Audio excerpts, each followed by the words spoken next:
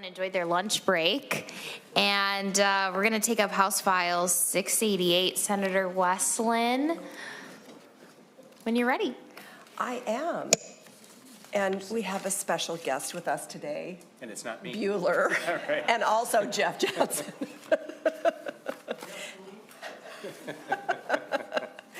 Thank you so much, Madam Chair and members. This bill that is before the committee today allows service dog trainers to house service dogs in training without being prohibited from doing so or incurring fees by homeowners associations. Assistance dog organizations raise and train service dogs for people with disabilities, and they are often very vital medical equipment, if you will, that changes lives. Currently, there are 3 assistance dog organizations in Minnesota that are certified by Assistance Dogs International, the leading worldwide authority in the assistance dog industry. These 3 organizations rely on well over 1,000 volunteers across Minnesota to raise and socialize dogs, starting from a few months old to about 3 years old. Currently, HOAs cannot place restrictions on someone with a working, fully trained assistance dog. This bill extends this to circumstances where someone is training a service dog in their home. And I am going to turn this over actually to Mr. Johnson, who can fill us in on some additional details about why this is so important. Thank you. Thank you, Mr. Johnson, for bringing the special guest today as well. Thank you, Madam Chair. I'm Jeff Johnson. I'm the Executive Director at Can Do Canines. And we have been around as an organization since 1989, and we're one of the largest assistance dog organizations in the country. We serve people with mobility challenges, seizure disorders, deafness or severe hearing loss, type 1 diabetes, and childhood autism. We also place dogs in facilities like Children's Hospital, and that's what Bueller is being trained to do. He's going to be placed at Mayo in Rochester in the next few weeks. We rely on private donations, not government money, and we estimate that it costs about $45,000 to raise and train each of our dogs, but we give them away free of charge because few of our clients could even come close to affording that. We have 50 employees, but we rely very heavily on volunteers to help us raise, train, and socialize these dogs over about a 2.5 to 3 year period. Some of those volunteers are inmates in 9 different Minnesota and Wisconsin prisons who raise dogs for us, but even more are individuals and families throughout Minnesota who love and raise these dogs and then give them back to us so that they can change someone's life. Our volunteers are amazing and they allow us to do what we do. Our volunteers host dogs anywhere from a few days to over 2 years at a time. And over the years, we've had potential volunteers who wanted to raise dogs for us, but despite owning their home, their HOA prohibited them from doing that based on general rules about pet dogs.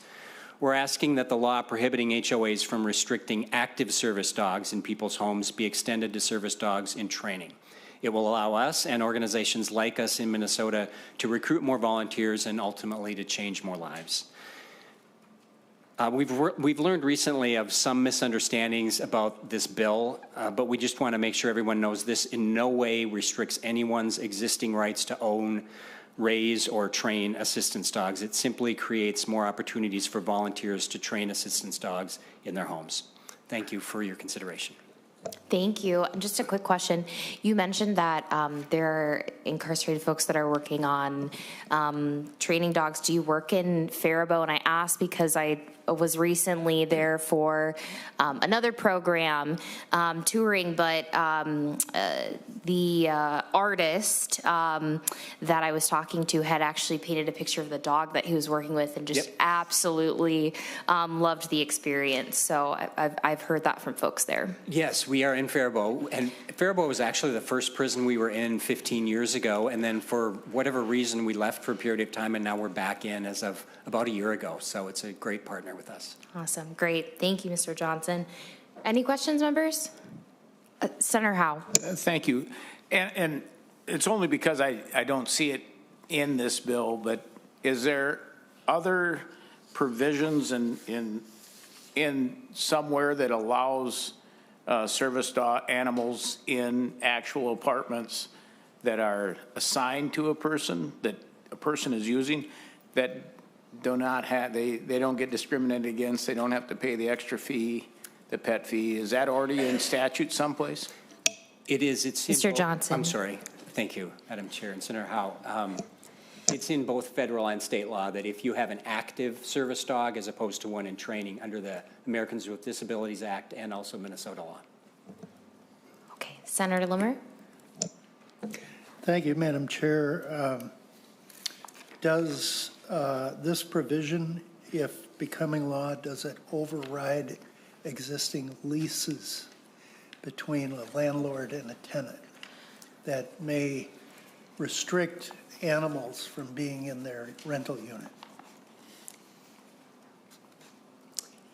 Senator Westlin? Madam Chair, Senator, in terms of a volunteer training or a service dog? Just the presence, Senator Limmer? Madam Chair, just the presence of an animal in an apartment or a rental arrangement when the lease has restricted an animal from being in the home, would this override that lease?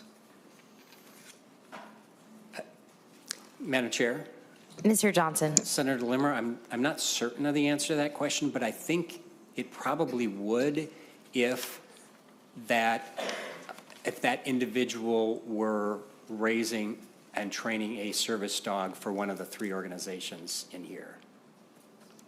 But maybe I shouldn't have answered because I'm not certain if that's the case. Madam Chair and Senator Limmer, I think this is specifically tied to homeowners associations that have a restriction on animals, either that you can't have them at all or on size. Sometimes there's a weight restriction. So if it's an HOA rule that's preventing people from training service dogs, I think that's what this bill goes to. I don't know that this goes to a situation where you are in an apartment building, you are a renter. Obviously, if you rely on a service dog and you use a service dog, they can't exclude you. I don't know that this goes to the situation that you're describing where I'm renting an apartment, I want to train a service dog, but my lease says I can't have one. I don't know if this actually gets to that situation. Madam Chair, Senator Limmer? the reason I bring it up is on page 2, line 2. It makes reference to a dog in training is entitled to full and equal access to all housing accommodations. So that tells me that means a lease, which would be contrary to a contract that has already been written. I don't know if that was the intent of the bill. Madam Chair. Senator Westlin? Senator Limmer, thank you. I haven't looked at this language for a while, but it does say, actually, the paragraph after that says, a landlord or board of a homeowners association may require written certification from the organization supervising the training as a condition of granting the accommodation. So it would have to be legit. You would have to be legitimately training a service dog that's affiliated with an organization, but based on that language, and thank you for asking the question because this hasn't come up before, but this does sound, as you're saying, that any housing accommodation and landlord would have to allow someone to train a dog, but they do have to be certified that it's legit. You can't just assert that you are training a service dog without having that certification from an organization. Madam Chair, Senator Limmer? the way I read this on the paragraph C is that the only thing a landlord could do is qualify the animal as officially certified, but cannot say no to anyone wanting to bring a dog. A dog in training is a little different than a mature dog that's been trained. And it might be a concern for certain landlords because the training doesn't necessarily just limit itself to service or accommodation, but also other training in a property. Madam Chair? Mr. Johnson? Senator Limmer, this would only apply to service dogs in training that are being trained as part of one of the three ADI organizations in Minnesota. So just someone training a dog, this wouldn't apply to them at all. Senator Limmer? And I'm done. Madam Chair, Senator Westlin. and I think, and maybe Mr. Johnson can confirm this, by the time they actually might be at a volunteer's home, I don't know if they're necessarily going there when they're an 8-week-old puppy. They wouldn't. Madam Chair. Mr. Johnson. So Bueller is a dog in training, and I would say he's probably a fairly good example. The youngest puppies they spend time at our whelping facility, then they spend time at a weaning prison, and then they go to homes after that. But they're not necessarily mature yet, but they're not little puppies that are not house trained or that sort of thing. Okay. Senator Kroon. Thank you, Madam Chair. To get back to Senator Limmer's first question about whether this would take precedence over a lease, the way I'm reading this, and council can correct me if I'm wrong, but this is doing two things. One is it's adding HOAs to the definition, adding it with housing accommodations. So the housing accommodations that's in existing law would cover the non-HOAs. I think this is probably just providing clarification that that housing accommodations within an HOA are under this section as well. That's the first thing it does. The second thing it does is it adds service dogs in training to the existing law of service dogs. So I think to answer your question, unless someone wants to correct me, I think the answer is existing law already provides that a service dog would take precedent over that lease. What this bill would do is say the same thing with respect to an HOA and with respect to service dogs in training. So it just expands it in those two different ways.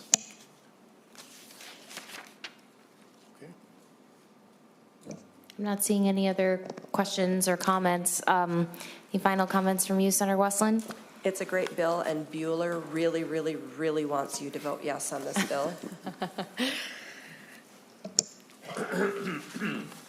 Okay. The plan is to send it to the Senate floor. So Senator Westlin moves that House File 688 be referred to the Senate floor. All those in favor say aye. Aye. Opposed? Okay. That motion prevails and it's on its way to the Senate floor. Thank you. Thank you.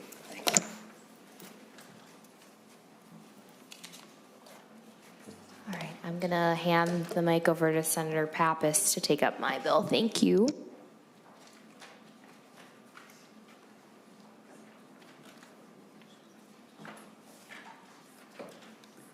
Which bill is next? What bill is next?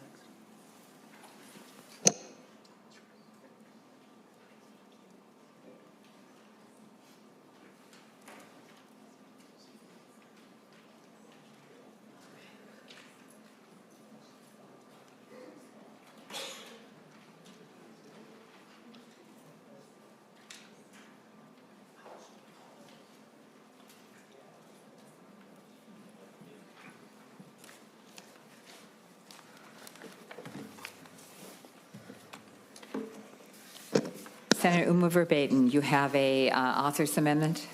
I do. I have the A1 author's amendment that I'd like to move. Thank you. Senator Oumou Verbeten moves the A1 author's amendment to Senate File 3018. All those in favor say aye. Aye. Opposed, nay. Motion prevails. Senate File 3018. Thank you, Madam Chair. Senate File 3018 just codifies the current practice in Minnesota for changing gender markers on vital documents for both Minnesota documents and then documents from another state. And this A1 amendment is the result of some conversation with the Department of Vital Records that just asked for some clarifying changes. There's a testifier here today, but Representative Fisher is here and brought this forward as a constituent issue and can speak to that. And then the testifier can also speak to their experience and why we're bringing forward the bill. Maybe your testifier wants to come and join you at the table. Oh, she's online. Okay, great. Representative Fisher, welcome.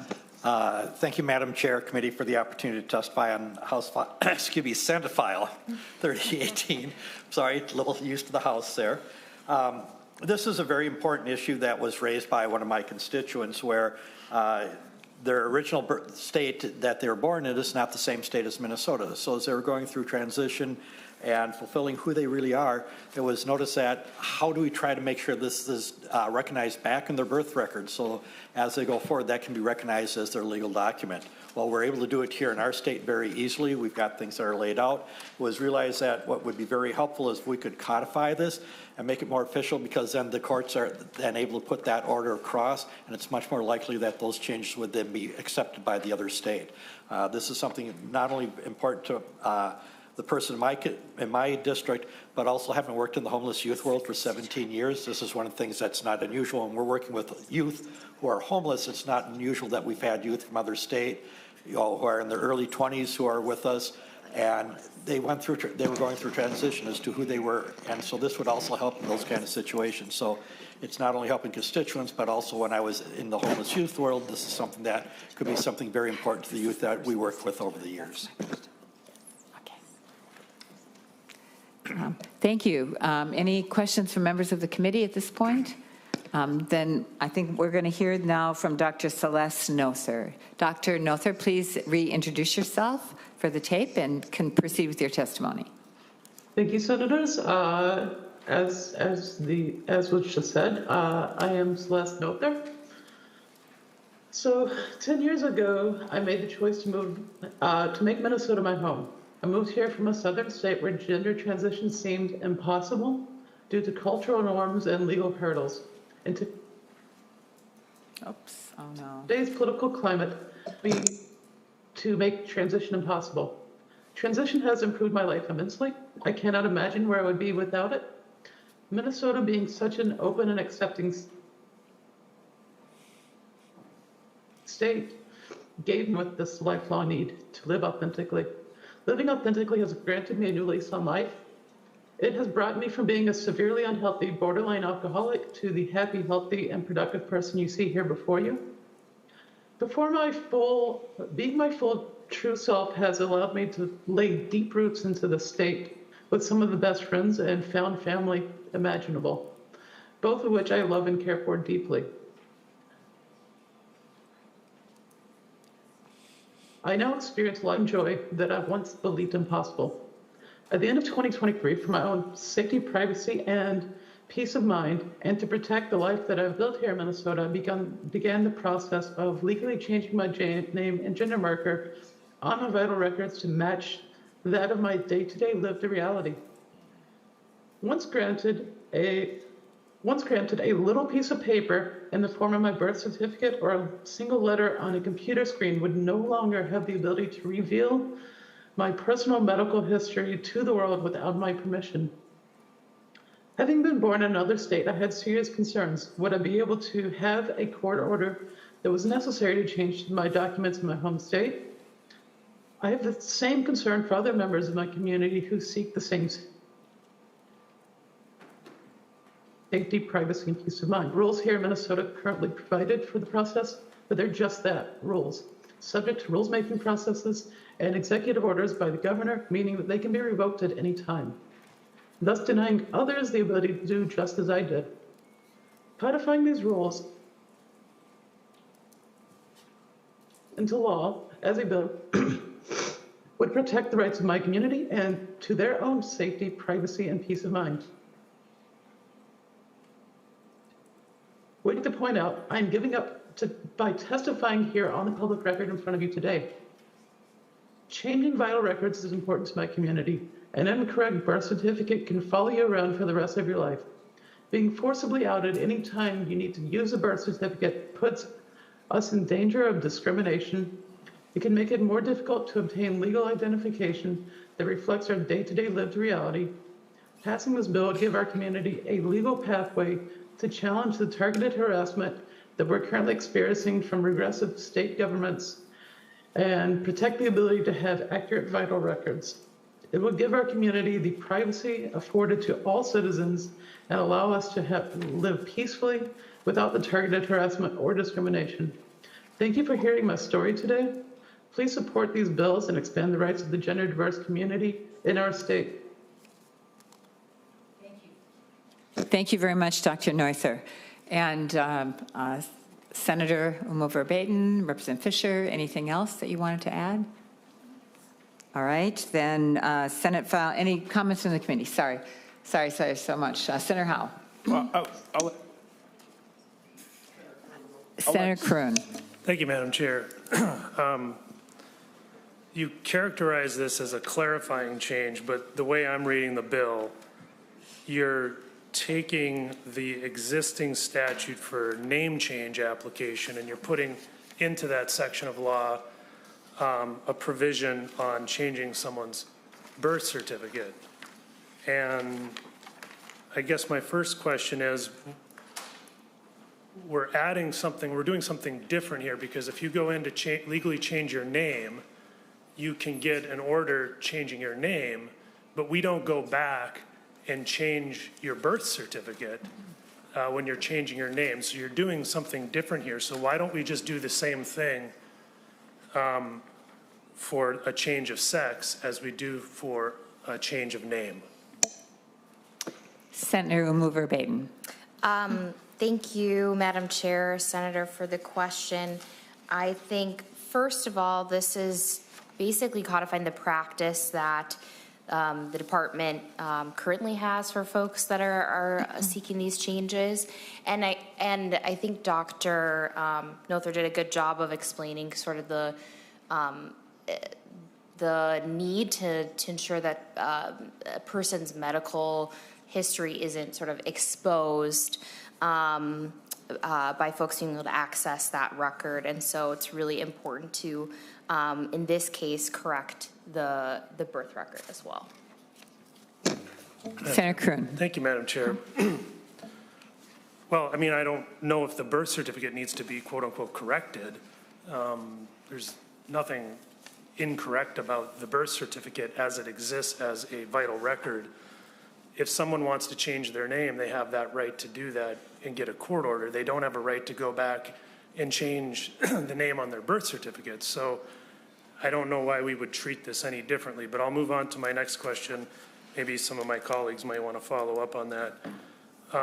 My next question has to do with the A1 amendment and how that changes the bill. And if I'm reading this correctly, by incorporating the A1 amendment, it directs the court order shall direct the Department of Health to replace Minnesota birth records, but then it goes on to say, or any applicable vital records agency to amend the birth record of the individual born in another state. So my question is how can a Minnesota court order the vital records agency of another state to do something? Yeah. Senator Oumou Verbeten. Thank you, Madam Chair. Thank you, Senator. We can't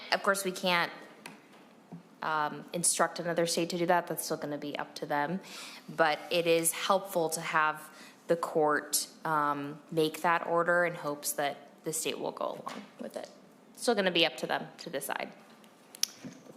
Senator Kroon. Thank you, Madam Chair. Well, I don't think we should be putting into statute something that is not enforceable. You can't take something which is essentially a writ of mandamus, enforce that upon another state. I don't think that's good practice. It's not enforceable by law. And so to me, that part should be taken out of the statute. My next question has to do with the process here. And it appears that this, under this bill, this would be available to minors as well. So we're not just talking about adults, we're talking about children applying to change the sex on their birth certificate. And it provides for, if the person is a minor, the application has to be made by the person's guardian or next of kin, which is on line 1.17. What does next of kin mean exactly? Senator Oumou Verbeten. Thank you, Madam Chair. I believe the question was around what next of kin means, and I don't know if council can weigh in. Senator Westlin. I was just going to suggest that in a name change, that parents can petition for a name change for people who have third-party custodial status may be able to do a name change. But I would also just point out that's the language that's already in the statute. That's not being amended by what you're proposing. Mm-hmm. Madam Chair. Senator Kroon. Thank you, Madam Chair. I realize that the next of kin term is in existing law, but we're amending, the amendment includes a whole new category here to the statute. So in my view, it's one thing for a parent or guardian or quote unquote next of kin to petition the court to change a minor child's name. It's quite another thing, in my view, for that application to come in and change a child's birth certificate. I think the policy question is should we not wait until that child is of majority before a court order goes, it orders the birth certificate of that person to be changed. In my view, we should not be doing this for minors. But that's the relevance of it. I think it gets heightened importance, this term that exists in statute in other places. I don't know if it exists in this particular chapter of law. There may be case law out there that defines what next of kin is. But given this new category that we're adding to the section, I think that term has a heightened importance, and we should really square down what we mean by that term. Madam Chair.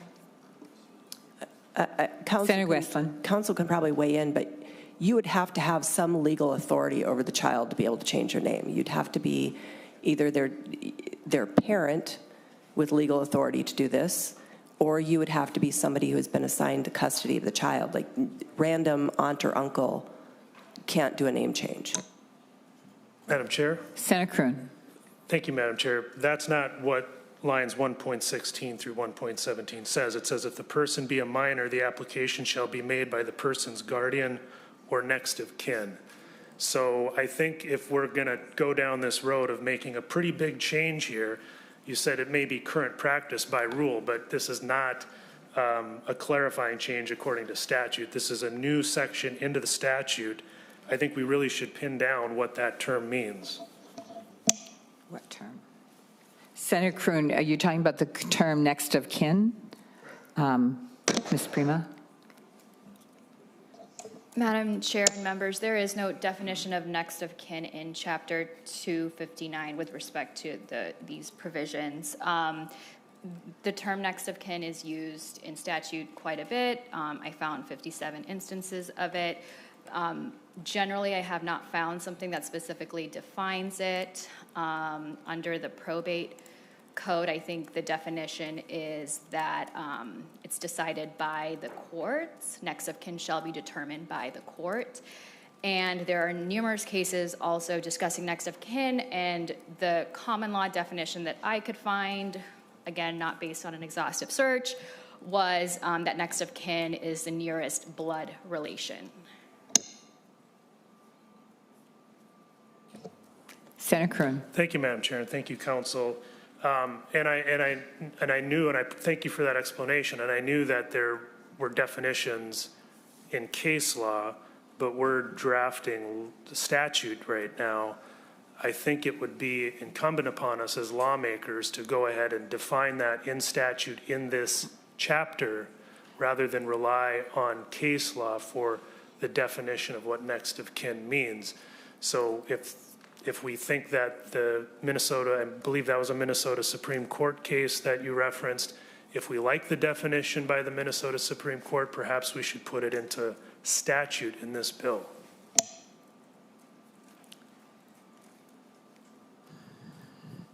Any other questions, comments? Senator Anderson. Thank you, Madam Chair. Maybe this is for council. Could a child, if their birth certificate was changed when they reach the age of 18 or older, turn around and sue their next of kin or their parents? for doing this at the time of whenever it happens? Is that possible? Madam Chair and members, I'm guessing maybe on the basis, is the question about the basis that their name was changed when they were a minor, and then they are when once they're 18, that was not something that they agreed to, and therefore now they're bringing some sort of action against their parent. I'm not sure if there's something I'm aware of that gives them that right, but the minor who's now 18 would be able to go into court using the statute and presumably be able to change their own information back to whatever they prefer at that time, or the decision they wanted at the time. I may not be understanding the question, so I'm happy to chat offline about that too. On this topic, Senator Westlin? Yeah, just to respond to that, just because you go in and request a name change doesn't mean it's going to be granted. And if you look on lines, this is already in statute, and I have done name changes for minors. It's always a custodial parent, someone with legal authority, but the court still has to do an analysis whether or not they think that the change is in the best interest of the child. It's not like you just come in and they just sign off on the order. You still have to appear. And so there already will have been an analysis by the court, and it is the petitioner's duty to prove why the name change would be in the best interest of the child. And so any analysis dealing with a minor, including the new language that's being proposed here, would have to go through that same analysis by the court. And it says in lines 2.3 through 2.9, like what the process is and what the court has to consider. Madam Chair. Who said Madam Chair? Me. Oh, Senator Oumou Verbeten, sorry. Thank you. No, I was just going to add, I actually went through the process of changing my name as a minor and remembered my whole family was present, getting a number of questions from the judge just to ensure that that was what I also wanted, and that I had my family and my parents and guardians there to support the decision as well. But I think, as Senator Westlin said, it's not a guarantee, and there's still a process to go through, but this is really outlining that process. And I just wanted to point out lines 1.22, 1.23, that both parents have to have notice and receive, and whenever practicable, as determined by the court. So, Senator Howe.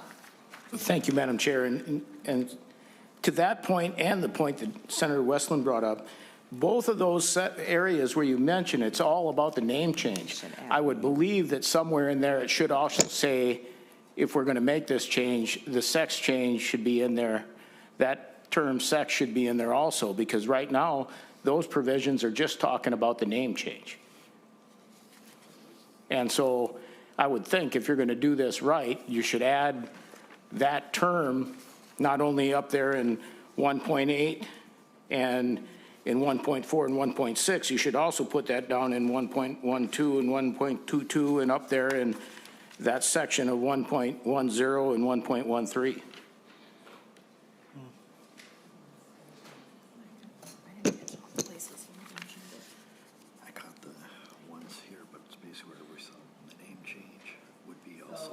Senator Howe, your proposal is every time basically it says name, you want it to add or sex. I believe that would actually then those areas would actually speak to that, what we're talking about, if we're going to bring that into the mix. So if you're going to do both of them and try to treat them the same, that's what you would do. It is broaden the scope of the bill. I mean, it seems to me they're just trying to deal with people who come from out of state. Senator Oumou Verbeten, your thoughts? Thank you, Madam Chair. Thank you, Senator, for the question. I didn't catch all the places that you mentioned that, but I was wondering if council could weigh in if that's necessary to do what I'm trying to do in the bill, or if we only need that change on line 1.8.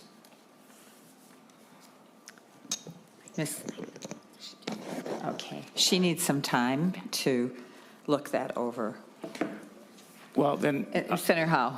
as Ms. Primo looks that up, I will say a second and third order effect and a concern that I have with going back and changing that birth certificate.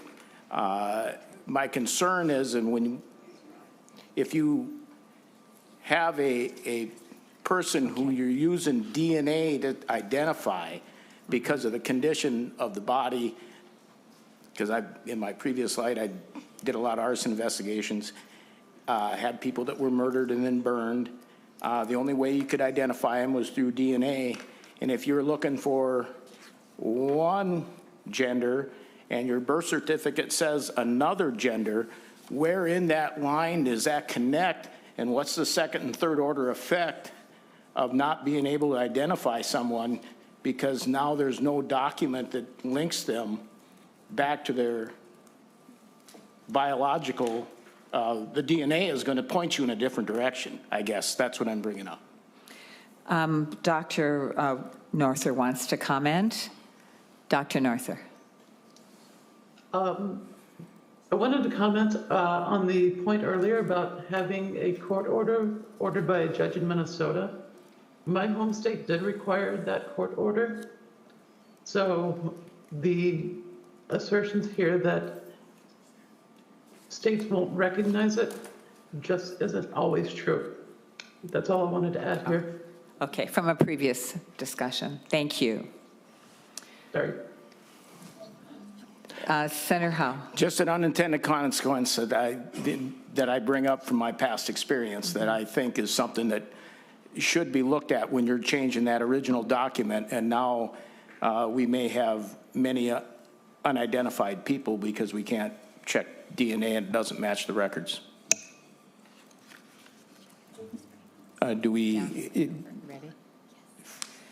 Ms. Primo.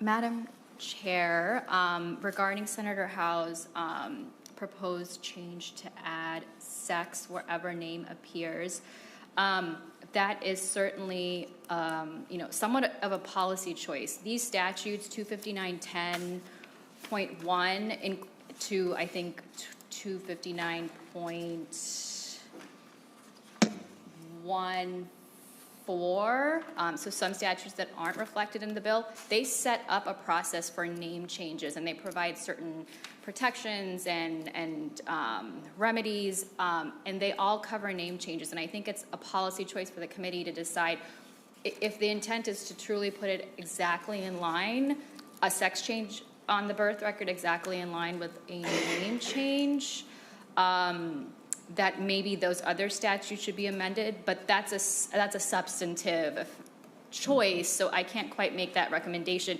If that is the direction of the committee, I would need a little more time.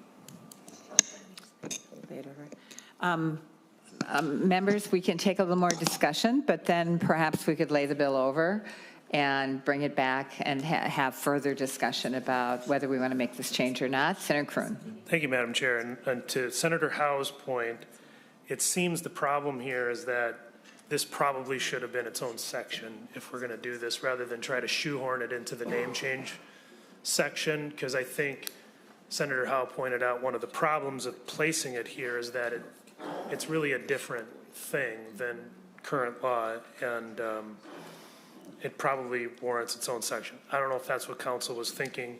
That would be my recommendation on that point. And also from a policy standpoint, it's my view that this shouldn't even be available for minors, and I would like to bring an amendment on that point, which also I understand will take some time. But those are my two suggestions. Thank you. Senator Oumou Verbeten, what is your preference? I think it would be best to lay the bill over for now, just to give us time. Senate File 3018 is amended as laid over. The next bill up is Senate File 3007, Senator Hoffman. How are we doing?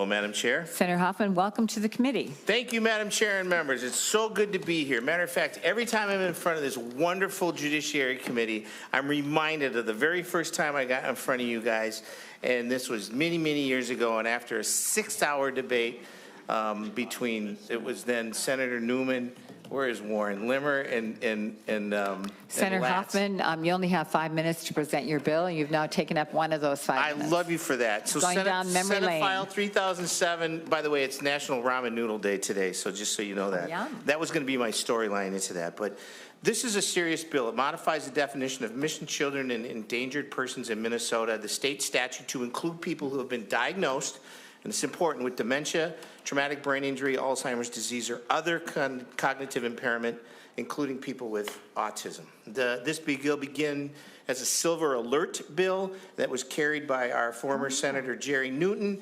Jerry felt strong that older adults with dementia were at risk when they went missing, and Jerry can tell you about more people if you want to give him a call, but I'm not going to do that. I'm going to get right to the point. There have been 8 drowning deaths of children with autism in Minnesota in the last 3 years.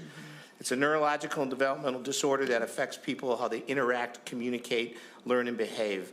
One part includes children with autism has a unique attraction to bodies of water. Madam Chair, we heard a bill similar to this in their human services provision, but what we really need to do is really create this Amber Alert system to include that. And with me, all the relevant parties have been involved to actually agree, and they provided advice and guidance on this. So, Madam Chair, with that, we have Maren Christensen, who's here with part of autism, and then I think Jelani was going to be here, but he's not. So I'll have our friend from CARE Minnesota introduce herself as well. So with that, Madam Chair.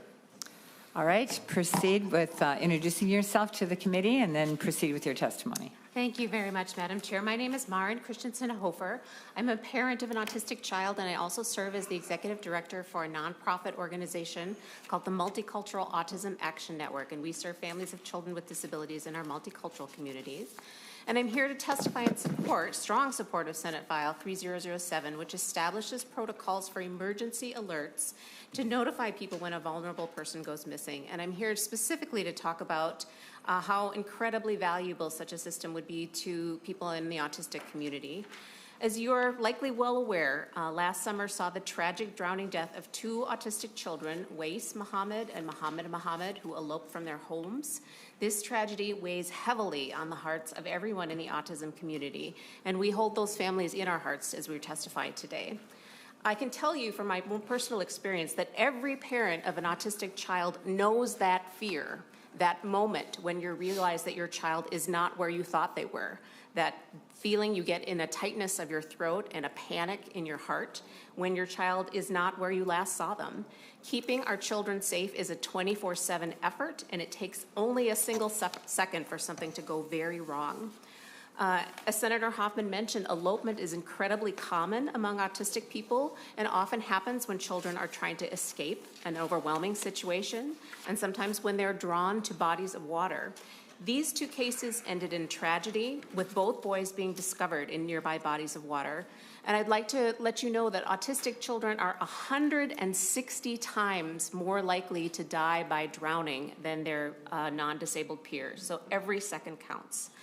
Of course, we can't know for sure if early alert systems would have saved their lives, but we do know that other people reported seeing these children alive before Wais's body was discovered, and we know that Muhammad's mom had a sense that he had gone through a body of water. So we can't know for sure if this would have prevented their deaths, but we do know that one preventable death of an autistic child is one too many. And that's why we're asking on behalf of all families of autistic children across the state of Minnesota for your support of this important bill. Thank you. Now we have the next testifier. Please introduce yourself. Thank you. Hello, Chairwoman, and thank you for this opportunity. My name is Anam Alhamori. I am CARE's Government Affairs Coordinator. CARE stands for Council of American Islamic Relations. Today I speak with a heavy heart about one of our most urgent and emotionally devastating issues facing our community. The safety of autistic children who elope, wander from safe environments. This has been an ongoing crisis in our Somali community. especially following the tragic death of Awais Mohammed and Mohammed Mohammed, 2 young boys who drowned after eloping. According to state data, at least 8 Somali children have drowned in recent years due to elopement.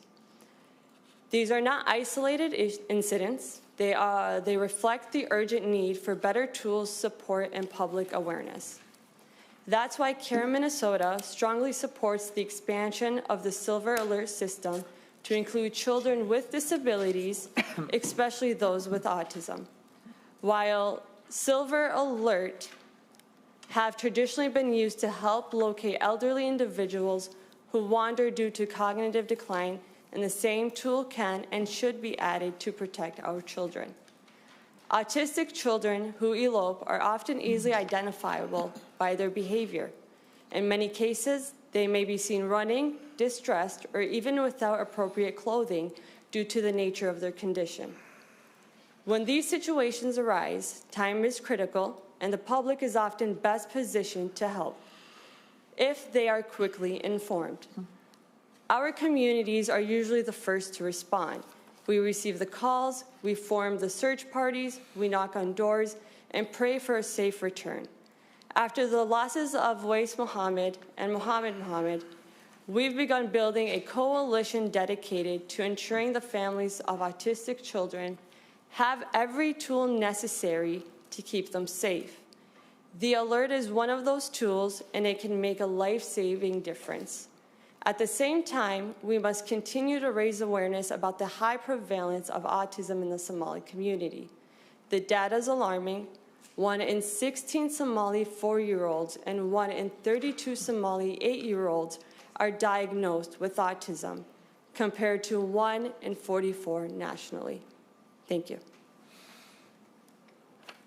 Thank you. Any comments from member of the committee?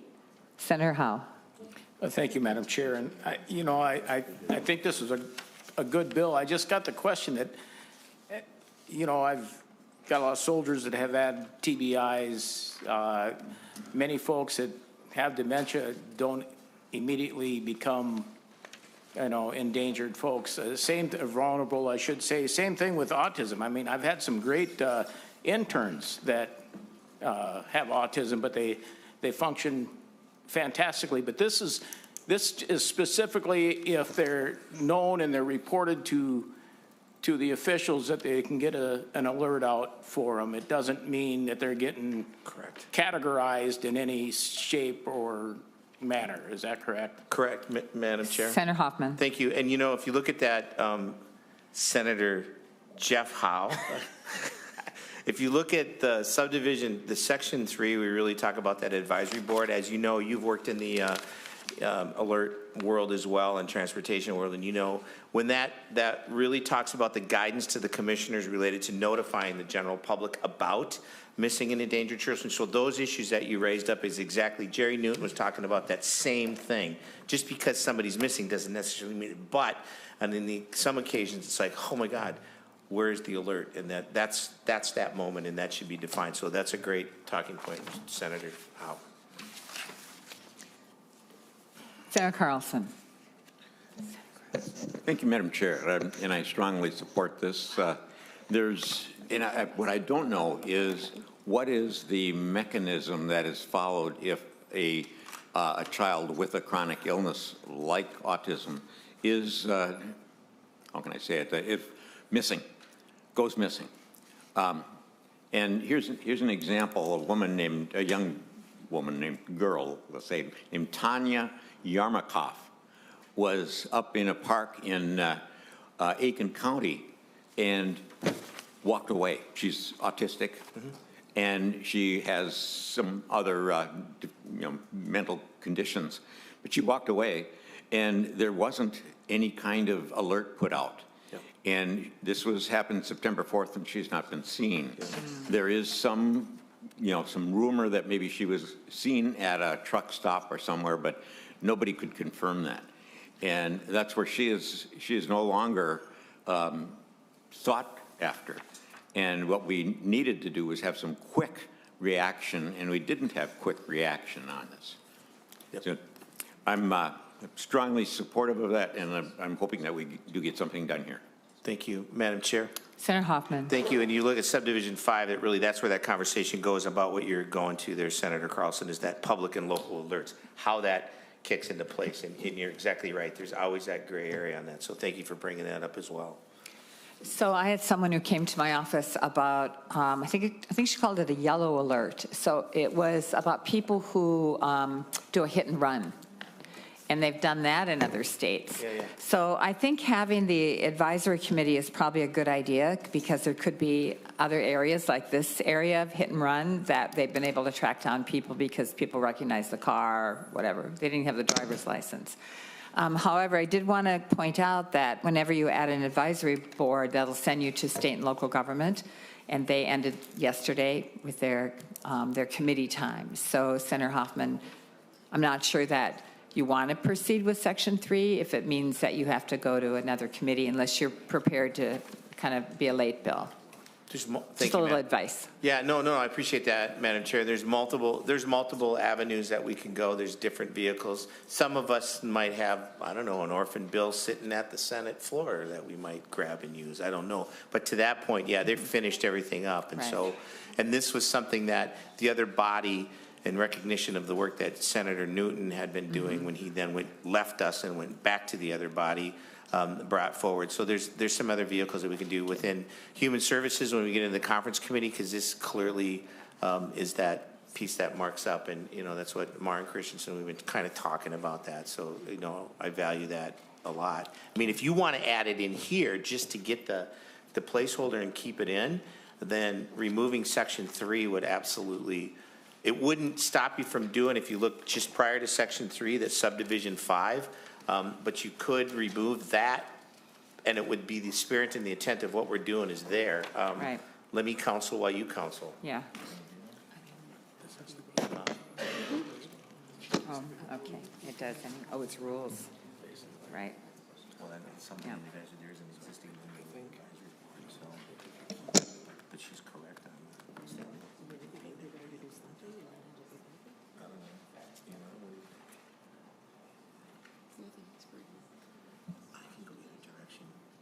So, yeah. Advice, Madam Chair?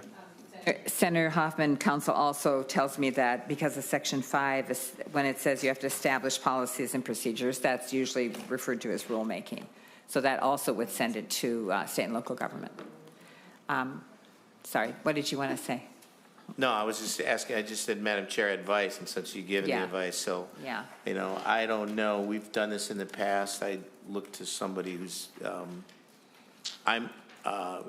so you're unable, unless we could get it waived, you're unable to lay this over? Without these, when it go, on our bill. I'd either like it to stay here or send it back to Human Services, and I'll make it fit, Warren. I think, Mr. Chairman, I think Senator Hoffman, without Section 2 and 3, it could be laid over for possible inclusion, or it could go on its own. Anybody want to question that on the committee? I don't really know for sure.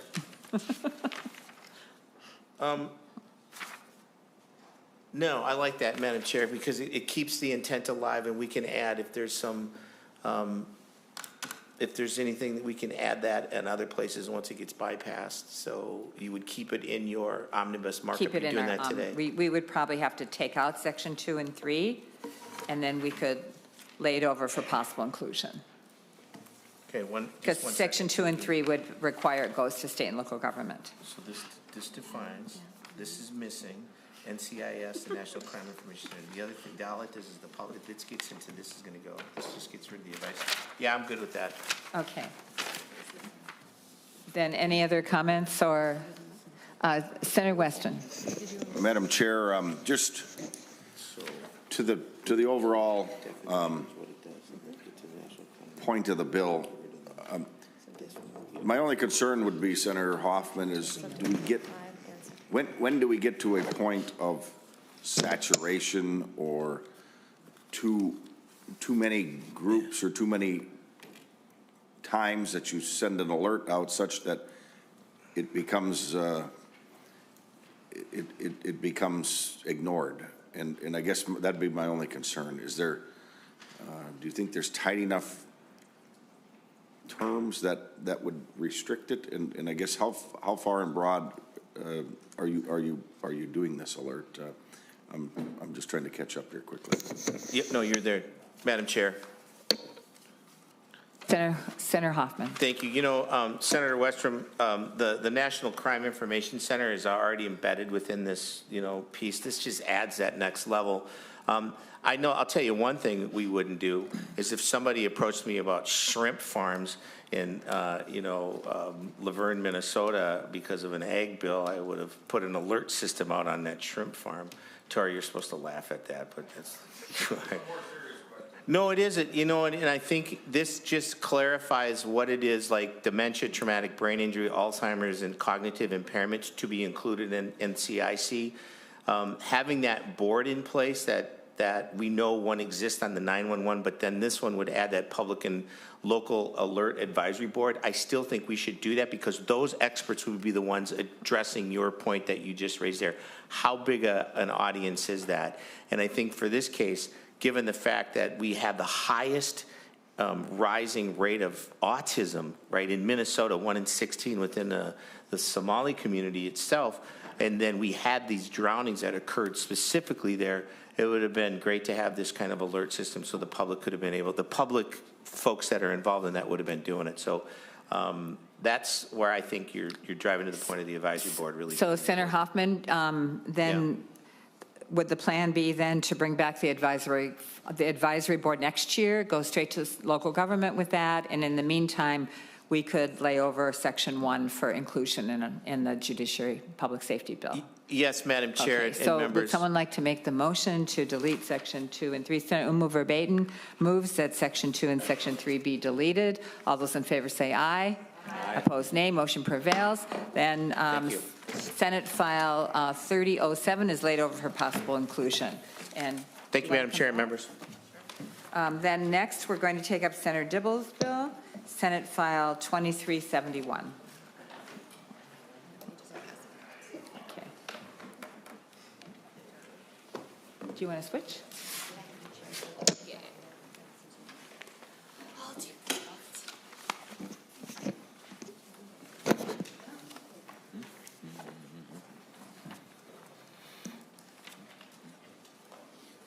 Senator Dibble.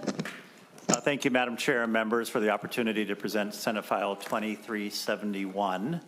Senate File 2371 is an agency bill brought to us by the Office of Cannabis Management. It's one of a package of bills that now have been collapsed into one larger bill, which actually is on the Senate floor as we speak. So this is playing a little bit of catch up to make sure that the provisions of this part of the larger bill receive the sign off, if you will, of this committee, because there's an element of this bill that falls within the jurisdiction of the Judiciary Committee. Very quickly, in high-level summary, this particular bill focuses on making the provisions of the medical cannabis program, particularly those that are going to be carried out by tribal authority, consistent with the larger medical cannabis program that we've established in law and has been in our state statutes and a program that people have been able to take advantage of and access for a number of years now. The section that brings us to Judiciary is Section 10 specifically. It starts on page 7 and it runs through the end of the bill. Starts on page 7, runs through page 12. The entirety of Section 10, I believe, is in the purview of the Judiciary Committee, but in particular Subdivision 7, especially because there's a little bit of a change to that. But just very, very quickly, broad brush stroke overview. Section 10 extends protections for registry program participants and others to, when I say registry program patients, I'm talking about those who have registered and qualify for utilization of medical cannabis, and others to tribal medical cannabis programs and other participants in the tribal medical cannabis program. It provides a patient enrolled in the registry program must not be subject to penalty or disciplinary action by an occupational professional licensing board just because they're enrolled. Likewise, a school cannot refuse to enroll a patient because they're enrolled. A landlord can't refuse to lease because a patient is participating in medical cannabis program. If in fact there is a reason for an employer, school, or landlord to take an action that is adverse to the interests of a patient, they need to provide at least 14 days written notice before doing so, and specifically some elements of what that notice must include are provided for in the statutory provisions. And it prevents retaliation against patients for asserting their rights and seeking remedies. Then that brings us to subdivision 7, which allows a patient to bring an action for injunctive relief to prevent or end a violation of the above prohibitions, and increases the minimum civil penalty from $100 to $1,000. We have Eric Taubel from the Office of Cannabis Management who can provide some additional testimony. Thank you. Eric Taubel. Thank you, Chair. My name is Eric Taubel. I'm the Interim Director for the Office of Cannabis Management. Senator Dibble did a great job of highlighting the portions that bring us to Judiciary today. I would note that our Customer Service Center receives about 25 emails a week from enrolled patients who are having issues with things like housing, healthcare, school, or workplace employment issues. I would also note, as Senator Dibble highlighted, that the protection here is really for action taken against an enrolled patient for being enrolled in the program. So it protects the status, that you can't use their status as a patient in the medical program as the basis for an adverse action in housing, in education, or in employment.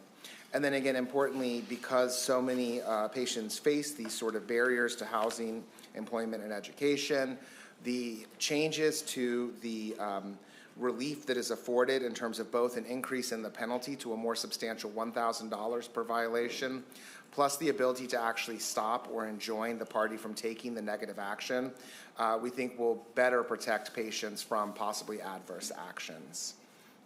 And that is the sections as they are.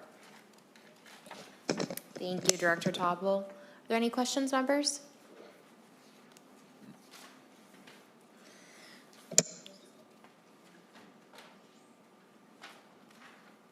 All right, seeing none, the plan is to send this back to the Commerce Committee. Did you have any final comments, Senator Dibble? Thank you, Madam Chair, members. Appreciate the opportunity to present the bill, and as I said, it's fine sending it back to Commerce. The contents of this bill have already moved along to the floor, so I appreciate the opportunity to present and receive the opportunity to have a positive response from the Judiciary Committee. Thank you. Senator Limmer. Thank you, Madam Chair. I noticed that this would affect leased property and landlords. Does this bill assure that a medical marijuana patient can consume the product in a lease despite the fact that there may be a written contract already? Does this inviolate the contract? Senator Dibble. So the crux of the protections are to protect those who are enrolled in a medical cannabis program, or a patient in a medical cannabis program, and based on that status, they can't be discriminated against in terms of housing. In terms of consumption, that's a finer point, which I've lost track of. I know in adult use, there are prohibitions in multifamily already, but I don't know about in terms of medical use. Director Dibble. Yeah, thank you, Chair. Senator Lemmer.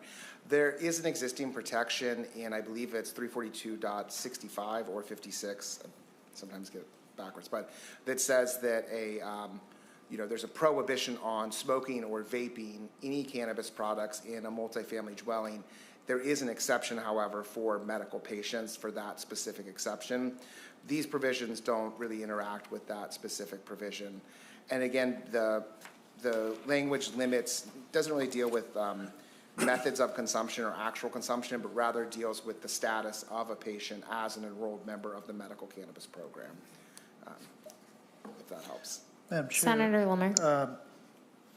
Does this in any way conflict with the Indoor Air Act that Minnesota has? Director Dibble. Thank you, Chair. Senator. The Minnesota Indoor Air Act would continue to apply to common areas. I believe it applies to common areas in places like apartment buildings, in condo buildings, and those sort of things.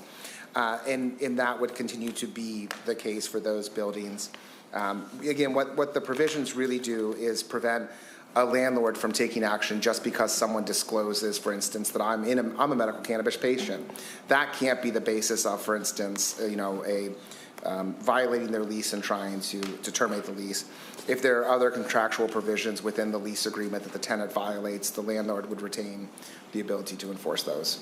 The reason Senator I Limmer. raise this up, Madam Chair, is that an elderly woman who lives in an apartment building, she wrote my office, she has severe asthma, and one of her neighbors in the unit below and maybe elsewhere in the building consume marijuana, and it's causing her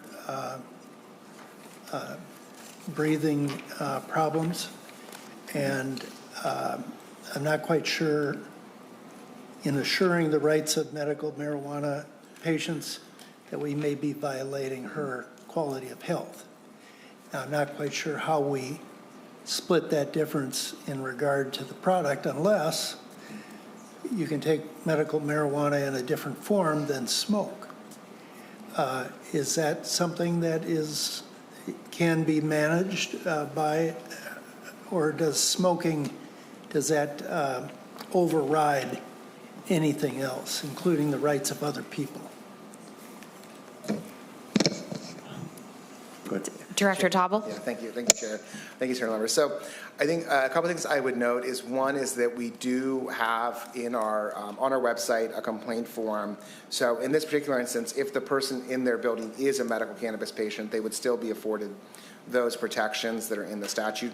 But if they're not, or if they're unsure, they can file a complaint with our office, and then we work with HOAs and property managers to ensure that if we're getting complaints about people consuming cannabis in violation of the prohibition of smoking or vaping in multifamily housing, that we reach out to them and provide information and try to coach people to compliance. And then we do have the ability to issue fines if the management continues to not sort of protect that right.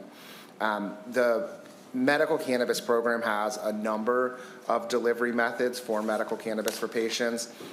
Smoking or vapor inhalation is usually one of the more popular methods. There are other methods for consumption. Obviously, we would hope that all Minnesotans would be good neighbors and work out a sort of positive solution for someone to be able to continue to use medical cannabis as needed, but not disturb their neighbors.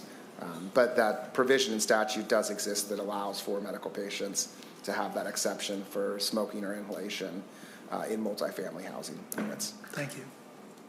Senator Howe. So I just want to clarify what I just heard. Thank you, Madam Chair.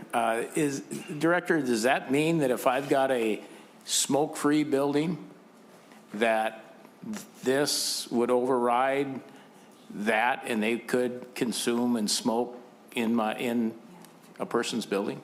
So even if he's got supposed to be a smoke-free environment, drug-free environment, this medical piece overrides all that?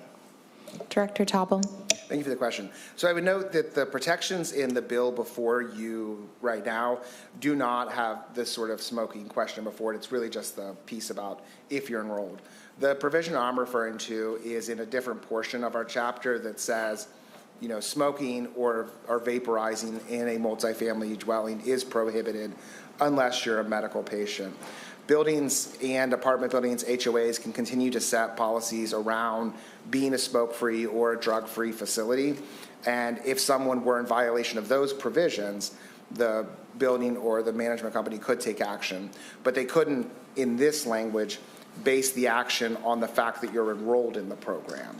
So what we protect here is the status, actions, and it's similar, you might imagine, for the school protections. You can't refuse to enroll a student because they're on medical cannabis, but if your school has a prohibition on smoking cannabis on school grounds, and this person smoked cannabis on school grounds, your adverse action would be based on breaking that rule rather than the status of the person as a medical enrollee.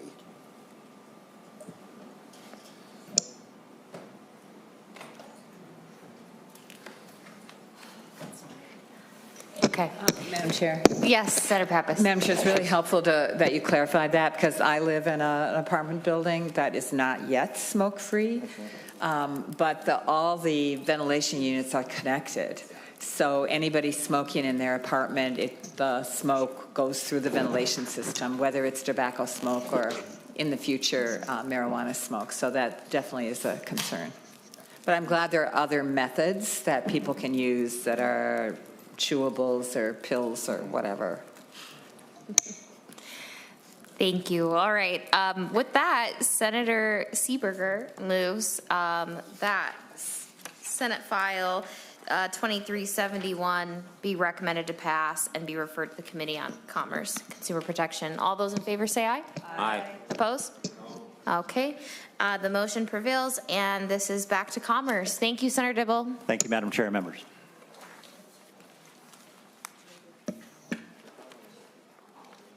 We're going to take up Senator Wiklund's bills next, starting with Senate File 1024.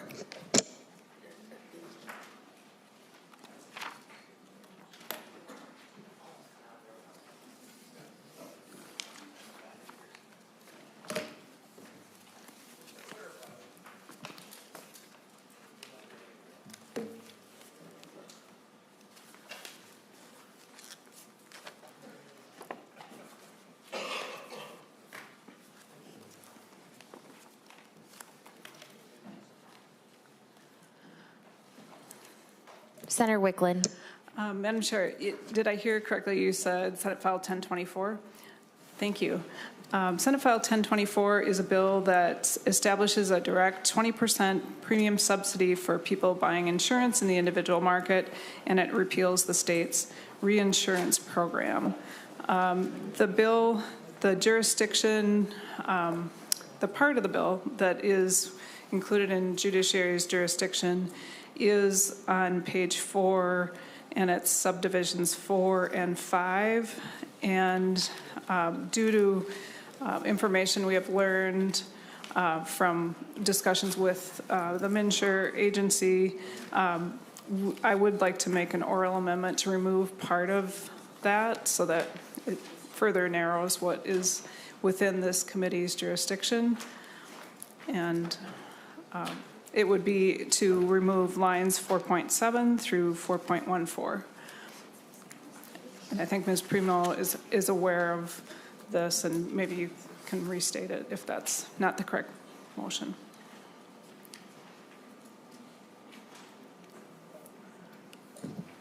Okay, we will have Senator Clark move to remove, as you stated, lines 4.3 through 4.7 through 4.14. Okay. On that amendment, all those in favor say aye. Aye. Opposed?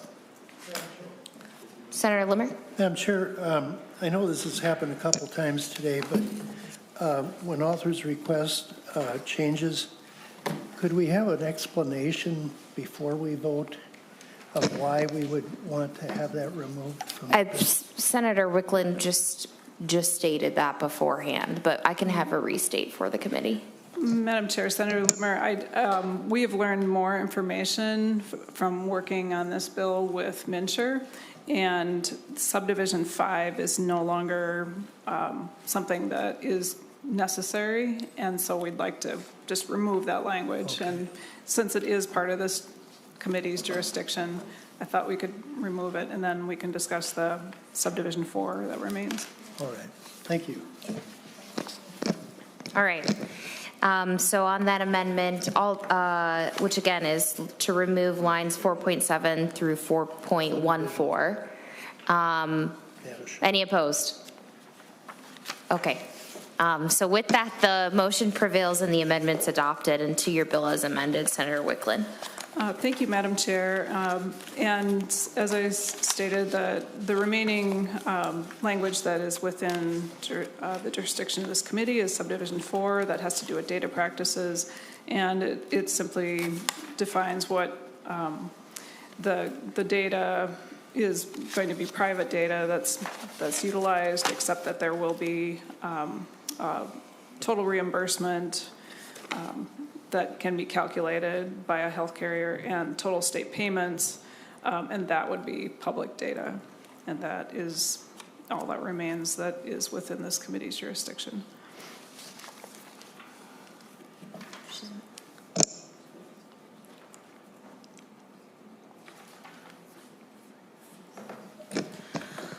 All right, we don't have any folks signed up to testify. I don't know if there's any folks in the room who wish to testify on the bill. Seeing none, members, do you have comments, questions? Senator Howe. Thank you, Madam Chair. And I'm just going to go back to what the amendment we just did, because did we just delete the data sharing on the public program coverage enrollment? That's what we did? Now that information is not going to be available to us? Senator Wiklund.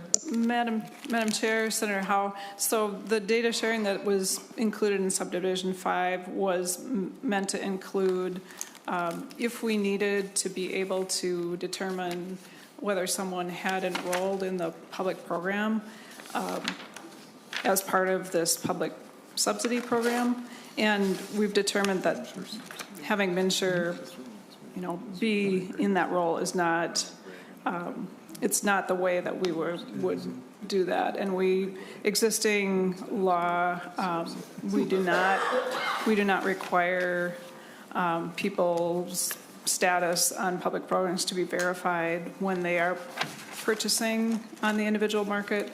So this would leave that the same. So we don't need the capability of MNsure being able to share this data.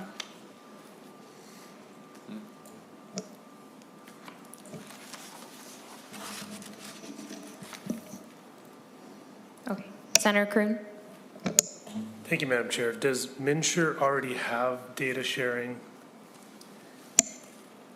Senator Wiklund. Chair, Senator Kroon, I am not sure that I can speak to exactly how, the way people go in and enroll, I do not believe that they MNsure, through the MNsure exchange, that they have the ability to ask for the status of public programs when they enroll.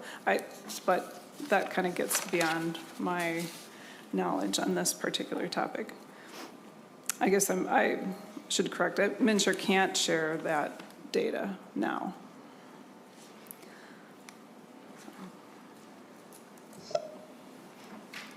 Are there any other questions?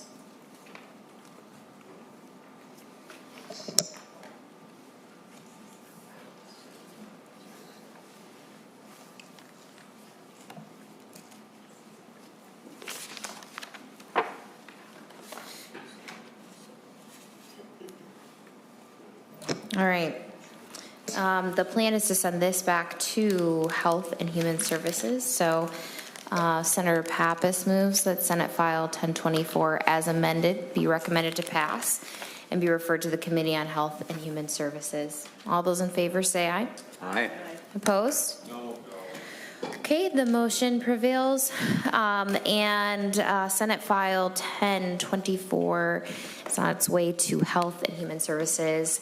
And we'll move to your next bill, Senate File 2706, Senator Wiklund.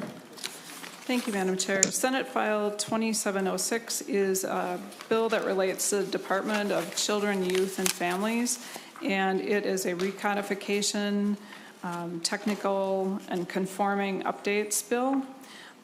During the 2023 and 2024 legislative sessions, the legislature established the Department of Children, Youth, and Families.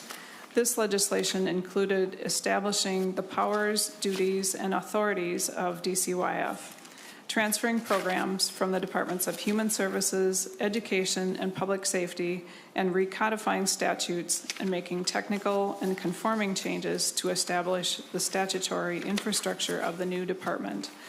The Revisor's Office has drafted Senate File 2706 as a follow-up bill to the recodification and statutory updates made during the 2023 and 2024 legislative sessions for additional updates to sections of statute that were missed in the previous legislation. These statutory updates are technical and conforming changes for programs and services that were legislatively transferred to DCYF during the 2023 and 2024 sessions. These conforming changes maintain the continuity of authorities, powers, and duties that transferred programs had at their originating agencies, and that it also updates statutory cross-references, and it adds DCYF to certain state advisory councils that include other executive branch agencies or commissioners. The provisions in this bill are necessary to finalize the statutory and infrastructure of the new agency, and they have no financial impact. And members, in your packet, you do have a table that has all of the bill sections, and it has highlighted which ones are within the realm of the Judiciary Committee's jurisdiction. And I do have Senate counsel from the HHS committee here to answer any questions if you have any about specific topics. Oh, and I do have, if it's possible, there is an A1 amendment that Senate counsel in HHS created, which I believe has been reviewed by Ms. Primo, that makes a few other updates. It changes some words like commissioner to commissioners, and updates where a department name was missing. So if you would be able to consider that, I would be open to that as well. Thank you. Ms. Primo, can you just walk us through A1 briefly? We have Ms. Hoffman, she drafted the amendment, and she can walk through it. Wonderful. You can walk us through that amendment.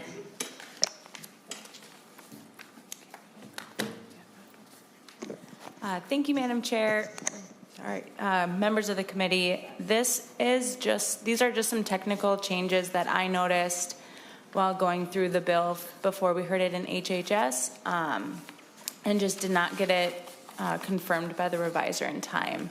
So on the line 1.2 to 1.3 of the amendment, this section just states like the commissioner and local welfare agency, but we need it to specify Commissioner of Human Services and the Commissioner of DCYF. Same thing with lines 1.4 to 1.5, and then lines 1.6 to 1.9 just allow for both commissioners to perform certain duties. I can pull up the actual language. These are pretty much in relation to any of their duties as they execute for economic assistance programs. And then lines 1.10 to 1.11 strike the department to be consistent with the other language in that section. Thank you. Do we have any questions about that? All right. Senator Carlson moves the A1 amendment as described by council. Thank you. All those in favor say aye. Aye. Opposed? Okay, the amendment is adopted. Do you have any other testifiers to the bill, Senator Wiklund? I do not, unless the Department of Children, Youth, and Families has people here if there are questions. Okay. Any questions?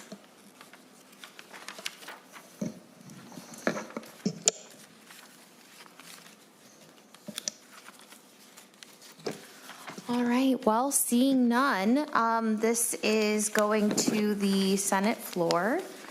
So Senator Carlson moves that Senate File 2706 as amended be recommended to pass and be referred to the Senate floor. All those in favor, say aye. Aye. Opposed? No. Okay, the motion prevails, and Senate File 2706 as amended is on its way to the Senate floor. Thank you, Senator Wiklund.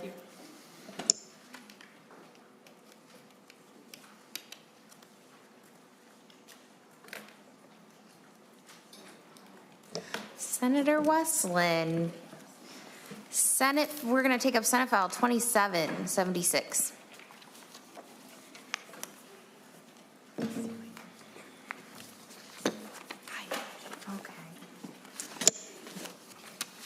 Thank you, Madam Chair and members.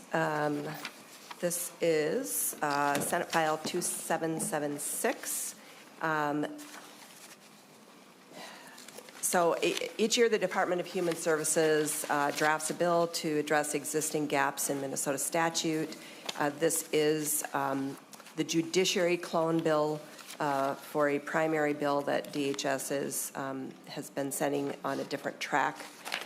We do have an A2 amendment. The A2 amendment adds provisions previously in other DHS bills, and it adds them to this bill. Most of this amendment relates to the county share of cost of care and direct care and treatment, and an additional section relates to eligibility determinations for behavioral health fund. But I do have Ms. Ariana Didion, who is here from the Department of Human Services, who is here to walk through both the amendment and the bill. Great. You can proceed. Thank you. Thank you, Madam Chair. Ari Didion, Legislative Director for the DHS Office of Inspector General. The A2 amendment, I will go as fast as I can, sections 1, 22, 23, 24, 25, 26, 29, 30, and 31 relate to a proposal to update the county liability for the cost of care for competency attainment restoration services, and provides clarity in statute that direct care and treatment can bill for these services. Sections 3, 4, and 5 are clarifying changes related to sections added to Chapter 611 in 2023, which addressed competency proceedings. These clarify the ability for direct care and treatment to share data for the purposes of patient care. Section 3 also contains an additional change to Section 13.46, Subdivision 3, clarifying DHS's ability to share data related to payment withholds. Sections 6, 8, 19, 20, 28 are all related to the governor's fraud package related to kickbacks. These replace sections 1, 2, 6, 7, and 9 of the underlying bill. They do not change the function of this language. They were changes suggested by nonpartisan staff in the other body. Sections 9, 11, 12, and 13 are also from the governor's fraud package. These expand the department's ability to take action when entities or individuals are convicted of fraud or theft in state or federal programs. Section 10 is additionally from the governor's fraud package. This improves the department's ability to exchange data with other agencies for the purposes of fraud investigations. Section 16, also related to the fraud package. This is related to a new background studies disqualification from positions of management or billing based on violations of DHS and DCYF program integrity statute. Section 18 is related to a proposal from our Behavioral Health Administration. This transfers all eligibility determinations for the Behavioral Health Fund from the counties to DHS. Tribal nations that determine eligibility for the Behavioral Health Fund are not impacted and will continue to determine eligibility for their members. And then finally, in the amendment, Section 32 is a clarifying change, and that just corrects an effective date error for a change to Chapter 245C that passed in 2024. And then I can also explain the underlying bill, but I didn't know if, when we go ahead with that? Okay.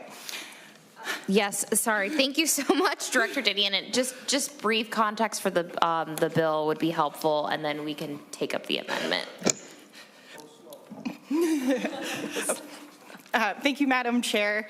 And I will slow it down. We just had a pretty big amendment there. So Senate File 2776 is a clone of provisions from DHS's policy and budget bills. The underlying bill contains some clarifying and technical changes to the DHS Background Studies Chapter 245C, and that is sections 3 through 5 in the underlying bill and the newly added section 32 in the amendment. These changes provide greater transparency around the background studies process. They also update what arrest and investigative information the department is able to review for the purposes of a background study, and also updates language, for example, changing county attorney to prosecutor and replacing a county sheriff with a local chief of, a county sheriff and a local chief of police with a law enforcement agency, so just makes those more general. And then it also expands the scope of a limited set-aside from a disqualification that currently exists in statute for personal care provider organizations. This extends that to financial management services, consumer-directed community supports, and unlicensed home and community-based services. So these are all just similar program types to to PCA, and so wanted to expand that ability for those folks to utilize that set aside. The next proposal contained in the bill, this is probably the most substantive change contained in the bill. There is a proposal that prohibits kickbacks in the medical assistance and child care assistance programs. A kickback is an illegal incentive to folks on these public programs for referrals. And so they can be anything of value used to incentivize program enrollees to a specific program. Kickbacks are already illegal under federal Medicaid law. And so this would conform with the federal law. There is no prohibition on kickbacks in the child care assistance program, but a number of other states have put in place an anti-kickback law. I will also note that 36 other states have enacted criminal penalties for public assistance kickbacks. So we believe this is just a really important program integrity provision to protect public funds and ensure that folks are getting appropriate services that meet their needs. Then there is also the last provision in the underlying bill relates to personal data for the human services judges that work in the DHS appeals division. These human services judges are very similar to the administrative law judges at the OAH, and so we thought it would be appropriate to add them to the list of individuals in 480.40.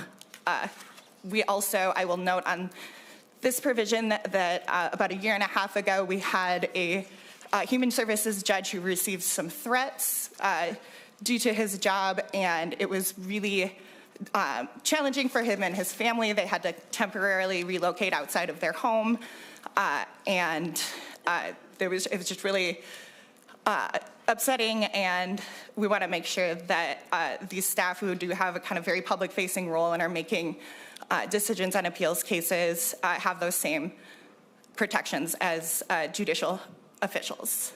And that is the underlying bill. I would be happy to stand for any questions.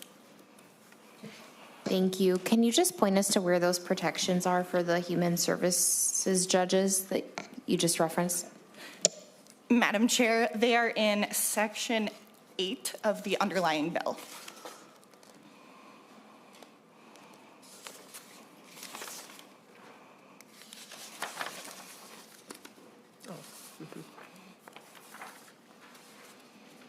Line 7.12.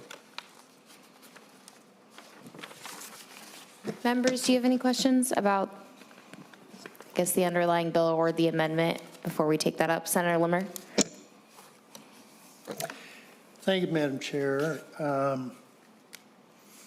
It looks as though there's additions to the judicial doxing provision in another piece of legislation. Could you explain why this came into this bill again? Director Didion. Senator Limmer, which line are you referencing? I'm sorry. Well, I believe it was in Section 8,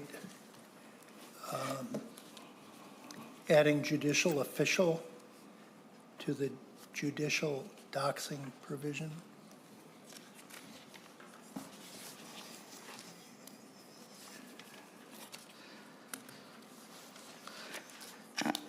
I'm looking for it myself. What page? 7.12. Madam Chair. Oh, yeah, that was the question that I was just asking too, of where to ensure those protections are in place for the human services judges are. So I think it's just adding them in where we see the existing protections for the other folks. But Director Didion. Madam Chair, Senator Limmer, yes, that's correct. This is just adding Department of Human Services judges to this list. They're a very similar type of administrative law judge to administrative law judges at OAH, and so we felt it was appropriate that they have this same personal data protection that was extended. Madam Chair. And Senator Limmer. Senator Westlin. It's actually in the definitions section about who a judicial officer is, and they are a judicial officer, but they have never been explicitly included, and this is to ensure that they are actually covered by this. Yeah, Madam Chair. Senator Limmer. Just a brief history. Senator Latz and I have been working on this provision for 2 years. We kind of tag teamed off. I had it last year and he has it this year. I would caution against doing that this year. This is an extremely expensive provision to protect judges as the original bill is written. It's not just adding them. This is an extremely expensive provision, and to go back through every public record in property records to erase names becomes very arduous. The people that do those property filings in counties have warned us of the extreme cost. We've considered who should be added. And I warned everyone that as soon as you make a provision, every group in the world will want to start lining up. And this is a good example of that. I'm sure Senator Latz would be curious about this provision too. So I'm just suggesting, in my own experience and countless discussions with county officials, it's just not a simple just add it, because it just is extremely complicated, and the cost is unbelievable. So we understand the problem, but it's a work in progress, and we're trying to just get it established first. Yeah, thank you, Senator Limmer. I remember the conversation around Senate File 2039 and just looking at property tax records and then what work that would entail for our counties. So I did want to ask if you've been in conversation with the counties about that.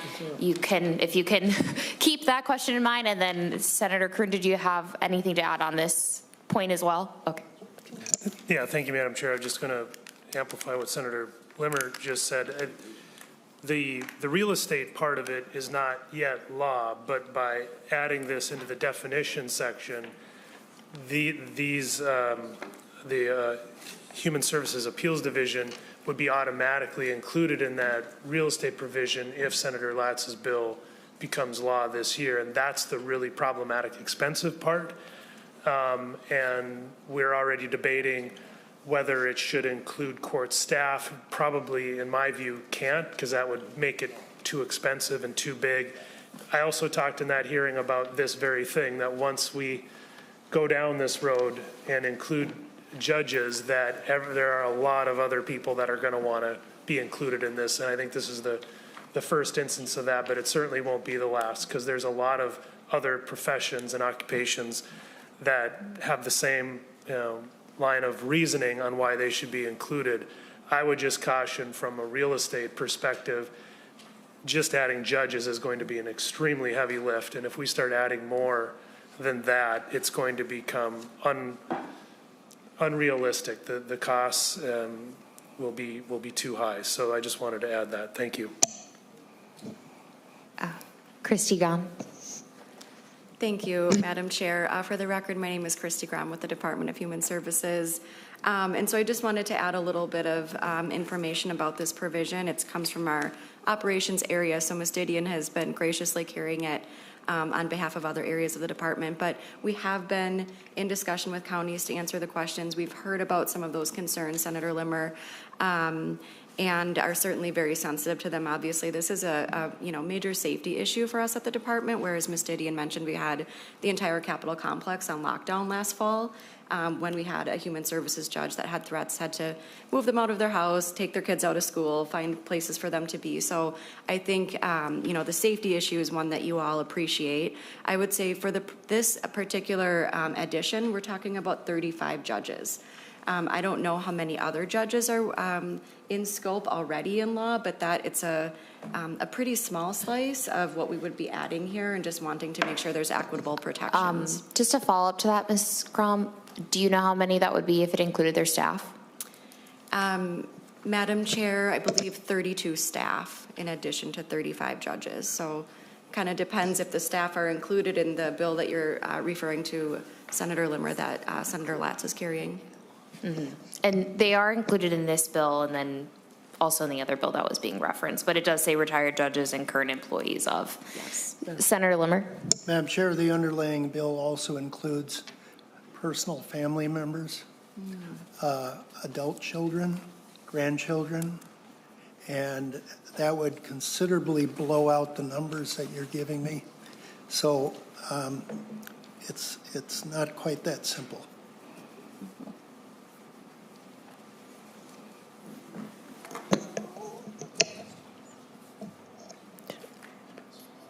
Are there other questions? Oh, Senator Westrom. Madam Chair, I'll just weigh in a little on the same topic. This is kind of Katie bar the door, which we talked about. And on top of just the fiscal cost of doing this, I think there's still a big unanswered question about where do we draw the line on the policy? Because it doesn't take long, and you can start going down the list of everybody that's got a job, that's got somebody they might tick off in the process. And legislators, county commissioners, every county office that's elected, appointed, mayors. At some point, that's part of the election process and the democratic government we try to uphold. And the whole idea of having elected officers is that people have to live within their community, and so that alone brings a little bit of reasonableness as opposed to an appointed king or judge type, or king or queen type of government that you do whatever you're told to do because somebody's been appointed and they got the almighty power over you, whether it's right or not. And so I just think there's a bigger, much bigger policy discussion we need to have when we start going down this road. And maybe the discussion or the solution is, the argument seems to be being made that maybe we should just go to a non-public property record system, and that would be much easier to keep everybody private and protected. And so maybe that's what we should be looking at, is just not making everybody's data available to others without some intentional work. Because right now you can you can find it, and maybe that's where we need to go with this. If everybody's going to want to be protected, and kind of like the phone book on cell phones, you don't have a phone book anymore, so everybody's number is private, and you can't get it unless you happen to know somebody that knows somebody. So just saying there's a lot we should be discussing if this is going to move forward. Madam Chair. Senator Westlin. The category of people that is being added are judges. They are not elected. And it does include their staff. This isn't just some random category. We are defining what a judicial officer is, and these are people who function as judges. There has been a demonstrated threat, and in any event, I don't think anybody who's elected to office signed up to be threatened or harassed by people who are unhappy with their work. Be that as it may, do you have anything you want to add? Madam Chair, Senator Westlin. Ms. Crom. Thank you, Madam Chair. No, I think Senator Westlin iterated just, the problem we're trying to address here, and I understand there's an underlying larger conversation, but we're just trying to create equitable protections for our human services judges who are often interacting with people who have serious, persistent mental health issues, substance use issues, and at times are prone to aggressive behaviors.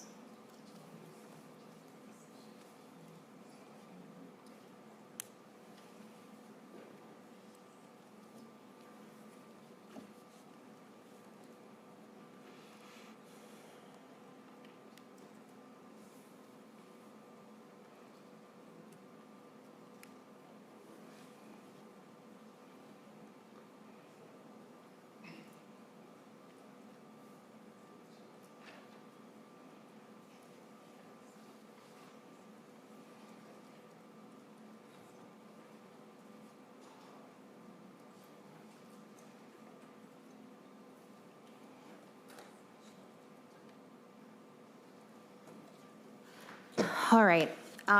We haven't taken action yet, and I think it's important for us to know the intention is to have whatever policies this committee wants to adopt or exclude. What we've been talking about is Section 8 in the underlying bill, and then we also have the A2 amendment. So I'm just curious where the committee is on what we have been discussing on the underlying bill before moving to the A2.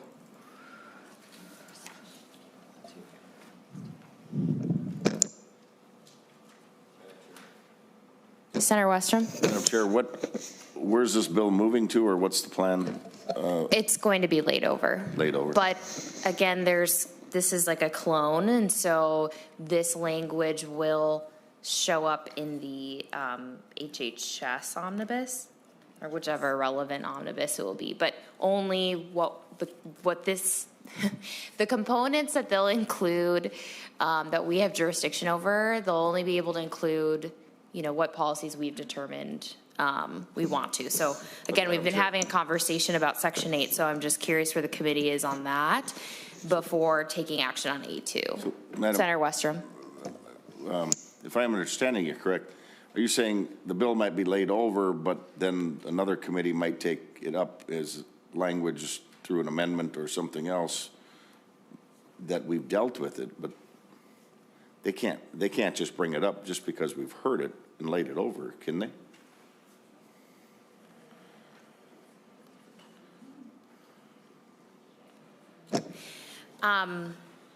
I'm going to move to Director Didion just again to explain the process for having the clone bill. Thank you, Madam Chair. So I believe the plan will be for this to be included in the Health and Human Services. The Health and Human Services omnibus. And so, yeah, I think that's the plan for the language, should they choose to include it in their omnibus. Madam Chair. Senator Westrom. So can you give me your title again? What's your position? Director Didion is the Director of Legislation and External Affairs at the Office of Inspector General, the Department of Human Services. Okay, so Madam Chair, we're taking direction from the agency on how we're going to handle our legislative process here, or am I missing something? This is No. about as weird as I've ever seen it. Again, I'm asking the committee, how do you want to handle the underlying bill before we take action on the amendment? But the intention is that there will be, whatever we adopt here will be included in a different omnibus. Senator Kroon. Thank you, Madam Chair.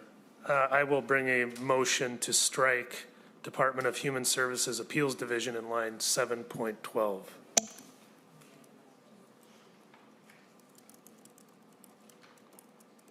Just going to have council clarify, because I think that's the only change in Section 8.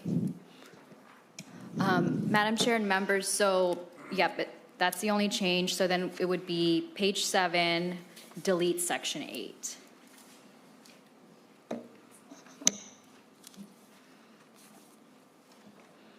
All right, is there any, Senator Westlin, or did you have anything you wanted to add on that? I don't support the amendment. Okay. Senator Limmer.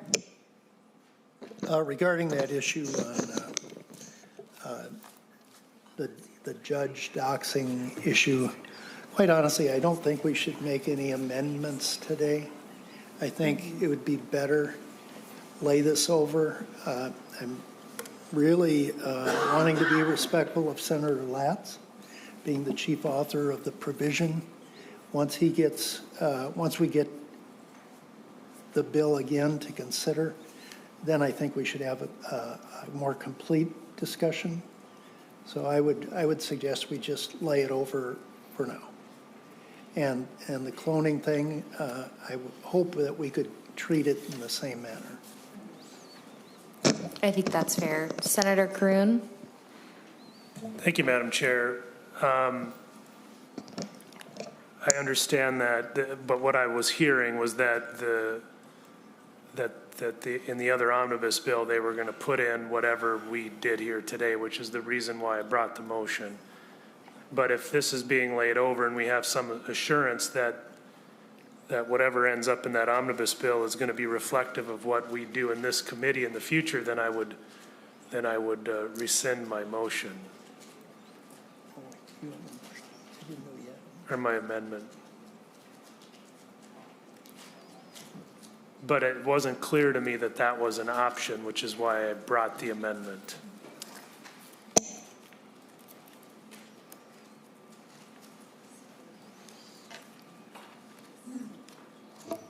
Madam Chair. Senator Pappas. I think by us laying it over, it would mean that the Judiciary Committee does not approve this change.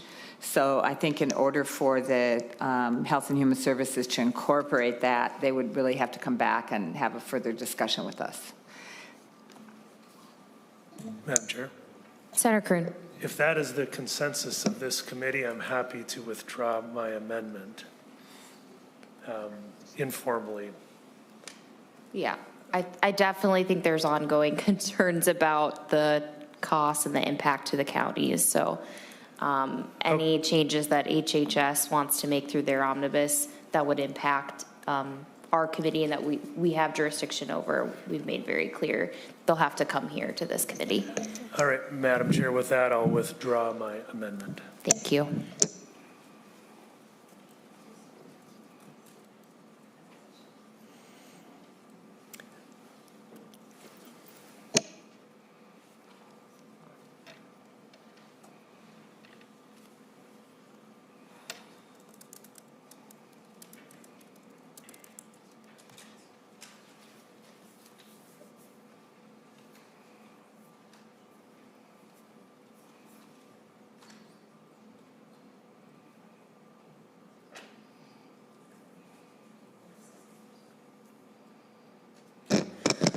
Okay. We've just been communicating with staff in the other committee to verify. I think what we can do is this is the first stop, so we can take up the A2 amendment as an author's amendment, which has a number of other changes. We're not taking action on this piece that we do want our committee to weigh on Section 8. So I think it would be best to adopt the A2 at this point to incorporate those other changes with the understanding that that committee is not going to move forward with any changes impacting judges before this committee sort of sets the policies that we want to set in that area. How does that sound to folks? Madam Chair, that's Senator Westlin. my understanding of the preference. And again, the discussion about the judges is a discussion we can continue to have. I just wasn't prepared to do anything off the top right now. And this has been an unusual process, but my understanding is that there were parts of the larger HHS bill that were specifically related to judiciary that we wanted to make sure passed through here. It's an important part of the HHS bill. So my preference, and as you've outlined it, is I'd like to vote on the A1 or A2 amendment, which is an author's amendment. And then I think at that point we're laying the bill over. Yes. Thank you. That is my And preference. we've had very thorough explanation of underlying and A2, so I appreciate that. All right, Senator Westrom. So Madam Chair, I just want to be clear. If we take a vote on the A2 amendment and lay the bill over, that doesn't mean the committee ratified the bill as amended or another committee can use it. And I think Senator Pappas touched on that as well, but your explanation didn't sound like that earlier, and I just want to make sure that we're not setting up a new process that somehow laying a bill over means the committee ratified it because they put an amendment on it. No, and again, there's an understanding that they're not going to take action on. Our biggest concern is on that Section 8 of the underlying bill. So that's going to be up to our committee, up to the Judiciary and Public Safety Committee, what policy we want to, policy decision we want to make in that section. Okay, I'm then a little puzzled why we need to take action on the A2 until we do something with the bill in total, but be that as it may. I mean, the A2 is also an author's amendment, and there are some other, I think, important changes to just incorporate. That's the author's preference. It is. Senator Pappas. Madam Chair, I think I'm still confused too. Since this is the first stop for this bill, then the normal procedure would be then it gets referred to Health and Human Services to be incorporated into their omnibus bill. Is that correct? Can somebody tell me if that's correct? Madam Chair. Senator Westlin, sorry, Director Didion. Madam Chair, this language is also carried in Senate File 2620, which was heard in the Human Services jurisdiction. So I don't know if that's helpful. Senator Pappas. Madam Chair, the only thing I can say then, you're right. When we have these complicated bills, it is an unusual process. I have seen it before where a committee makes an informal recommendation to another committee because it's not able to follow the usual path. That's probably why they have two different bills.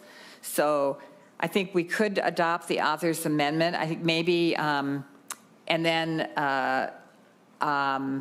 we'd lay the bill over here since it's already in another bill with the same language, with the instructions to the Human Services Committee and to the author that the judge section has not yet been approved, and we could revisit that next week when Senator Latz returns. I know it's not very straightforward, but I'm not quite sure what other path we could follow. Thank you. Yeah, I think we've made it very clear that we want our committee to take action on what is Section 8 in the underlying bill because of the impact to another bill that was heard in this committee, Senate File 2039. Okay, so Senator Westlin moves the A2 amendment. It's an author's amendment. All those in favor say aye. Aye. Oppose? Okay, the motion prevails and that amendment is adopted.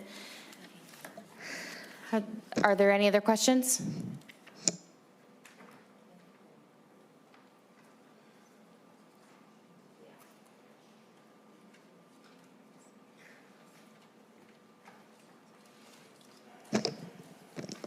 And Senator Westlin, you incorporate everything in A2, so there's not any, we just had a previous A1 in our packets. We're not taking action on that. Okay. All right, any other questions? With that, Senate File 2776 is laid over.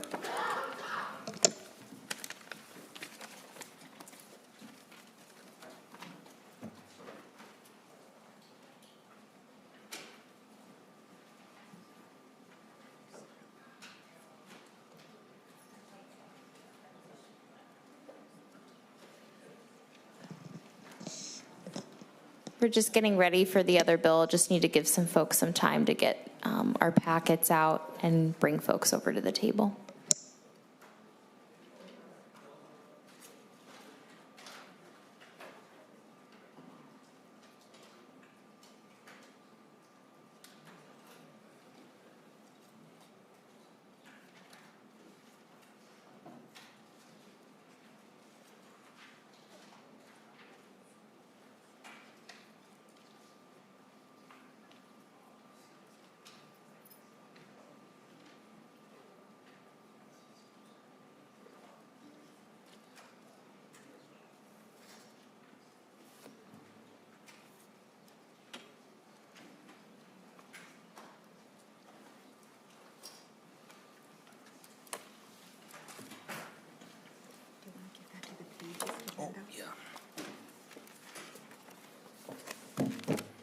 This was an awesome document.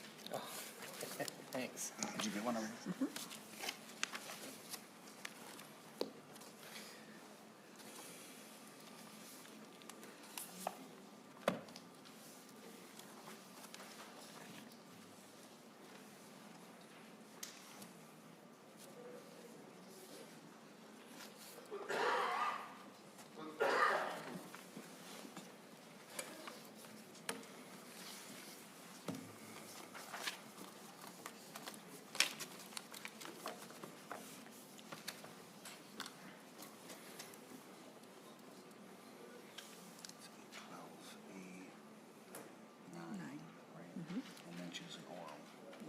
And then his one's is A6.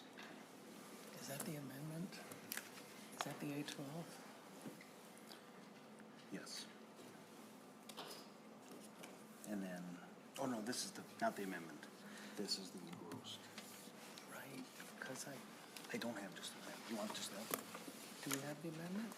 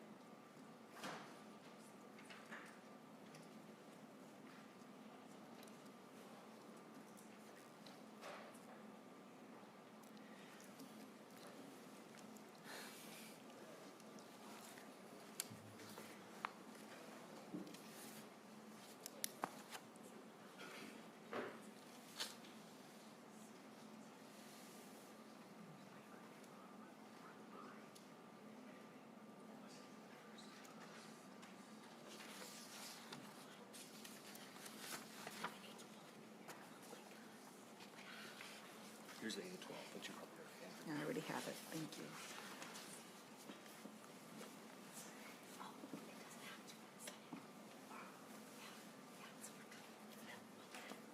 Here's the A12. Oh, thanks.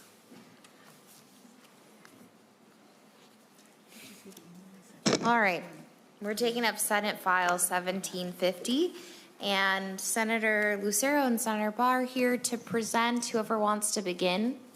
Senator Lucero. Thank you, Madam Chair. And before opening remarks, if you wouldn't mind, I'm thinking just to get the bill into the shape, could I ask you to move the A12 followed by the A9? Okay, the A12, do you want to begin by describing what the A12 amendment is? The A12 is a series of changes, multiple changes, and council could probably describe it better, but it's a series of changes that incorporates many, many conversations with continued stakeholders to try to get the bill in the best shape possible. All right, Ms. Primo. Madam Chair and members, yes, the A12 makes many changes, lots of clarifying and technical changes, but I will give a summary of the substantive changes. It maintains the current law application of 515B to 308C housing cooperatives, so it removes those sections from the bill. It reinstates in part a current law requiring 80% approval of first mortgagees to terminate a CIC. It reinstates a current law provision that permits HOAs from exercising necessary powers, but includes that those powers must be consistent with Chapter 515B and the association's governing documents.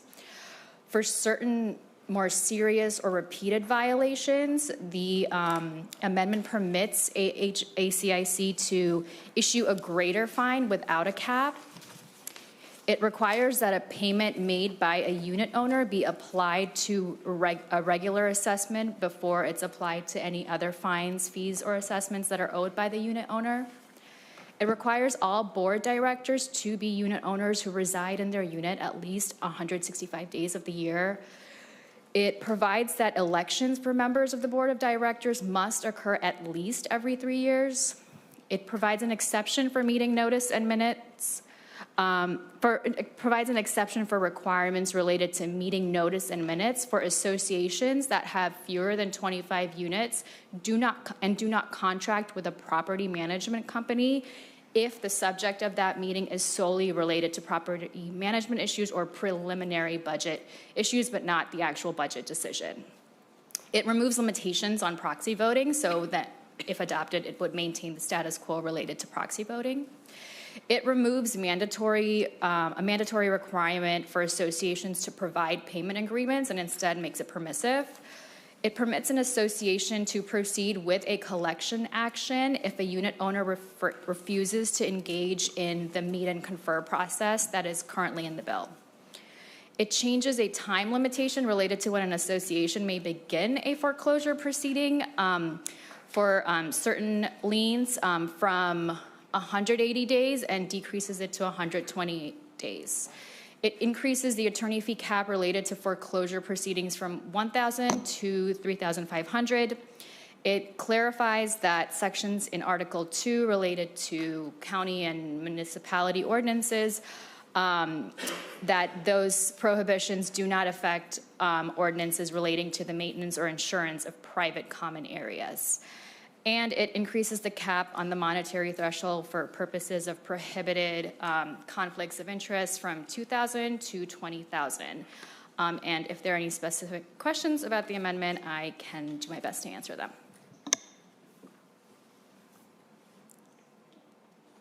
Thank you. Any questions about the A12 amendment?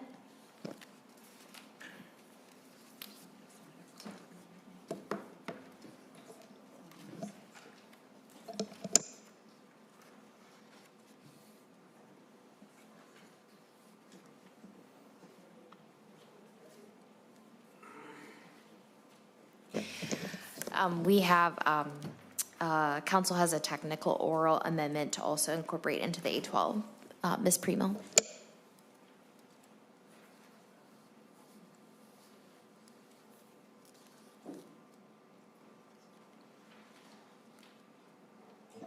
Madam Chair and members, the amendment to incorporate into the A12 is to the bill. Page 12, line 11, delete levy. And this is a technical amendment because when I engrossed it, it just grammatically did not make sense.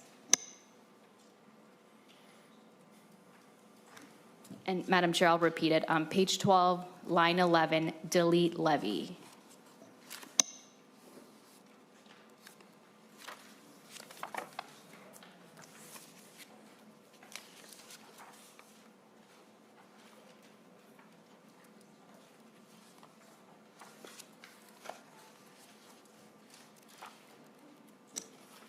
Madam Chair and members, I'm so sorry. I am looking at an engrossment that is not up to date. It's on page 12, line 22. I see it. Delete levy. Thank you.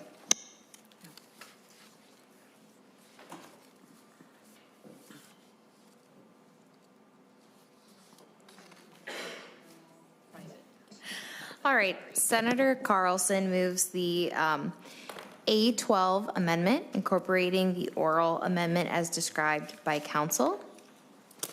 All those in favor say aye. Aye. Opposed? Okay, the amendment's adopted. Senator Lucero, did you have another amendment that you wanted to discuss? Thank you, Madam Chair, and I would also request that the A9 be moved, which deletes Article 2.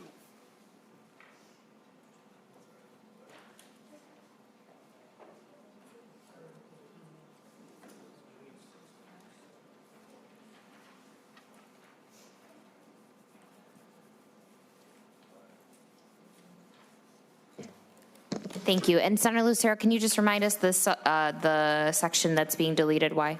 Sure. The reason we're deleting this is it's deadline week. If we didn't delete this section, we'd have to go to state and local gov, and hoping to make deadline, we want to move it to general orders, and therefore we're deleting that section. Any questions about that? Senator Limmer. Madam Chair, the amendment reads, page 1 of the bill, lines 16 and 17, that's a title. The way I read it, is that how others read it? Because that seems unusual to strike a title to an article. Ms. Primo. Madam Chair and members, so there are two articles in the bill, and the amendment, the substantive piece, deletes Article 2, and so we're deleting just lines on page 1, lines 16 and 17, the reference to Article 1 and the title of Article 1, because there'll be only one article remaining once the amendment is adopted. So it's not amending the official title of the bill, but the header, I suppose, for the article. Right. Okay, any other questions? Senator Carlson moves the A9 amendment. All those in favor say aye. Aye. Opposed? Okay, that amendment is adopted as well. To the bill as amended, Senator Lucero. Awesome. Well, thank you, Madam Chair. Thank you, members of the committee. And I am very, very appreciative to come before you, joined by all of our colleague, Senator Pa, and the esteemed Mr. Elwood as well. So what we have before us is a compilation of, in the near past, several hundred hours of work, but in the time of my legislature, or time serving the legislature, the recipient, and I'm sure all of us have received communications one time or another of those that are expressing frustrations with homeowners associations. So just a brief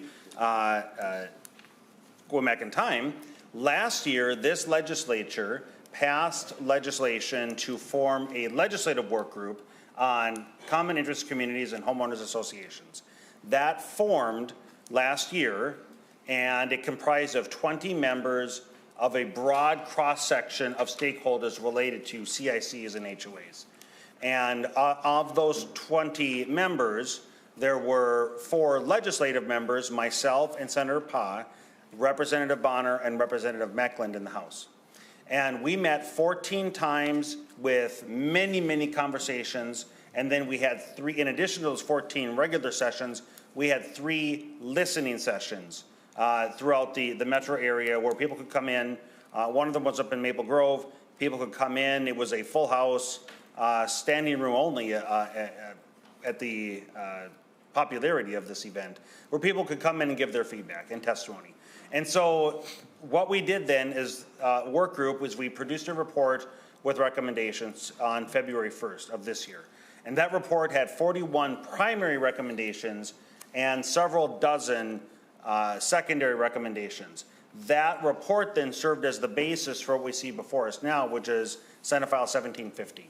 And it is dealing with the testimonies and experiences that we've received based on people having excessive fines and fees, based on examples of conflicts of interest, based on people not having the ability to give their voices, let their voices be known at some of the meetings. Many different examples. So what this bill seeks to do is having listened to all that communication, working with many different stakeholders, and to balance the scales, to bring in some common sense reform. And this is a consumer protection bill. And we have, at the previous committee stop, at the Housing Committee, we similarly have been continuing. It's an ongoing conversation to receive as much feedback as we can and to incorporate it in, just as we did with the amendments before us. And hopefully, with this committee's approval, if it passes off to the floor, to continue those conversations and continue to, again, address any remaining concerns there might be. But the amendment that was just adopted, it's my understanding, addresses 90 to 95% of the concerns.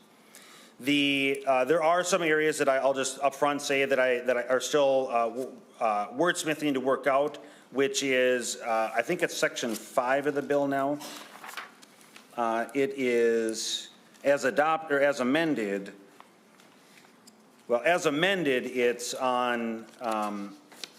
The version I have here, it's line 19.8, but we're all going to have different copies now with the page and line amendment haven't been adopted. But it's dealing with the cap of $2,000, and that was just amended up to $20,000. That section. The intent of that was to be focused on the conflicts of interest when it comes to construction or reconstruction services. It is not the intent to focus on limiting managerial type of services. And so that is a valid concern and one that we're going to continue to address.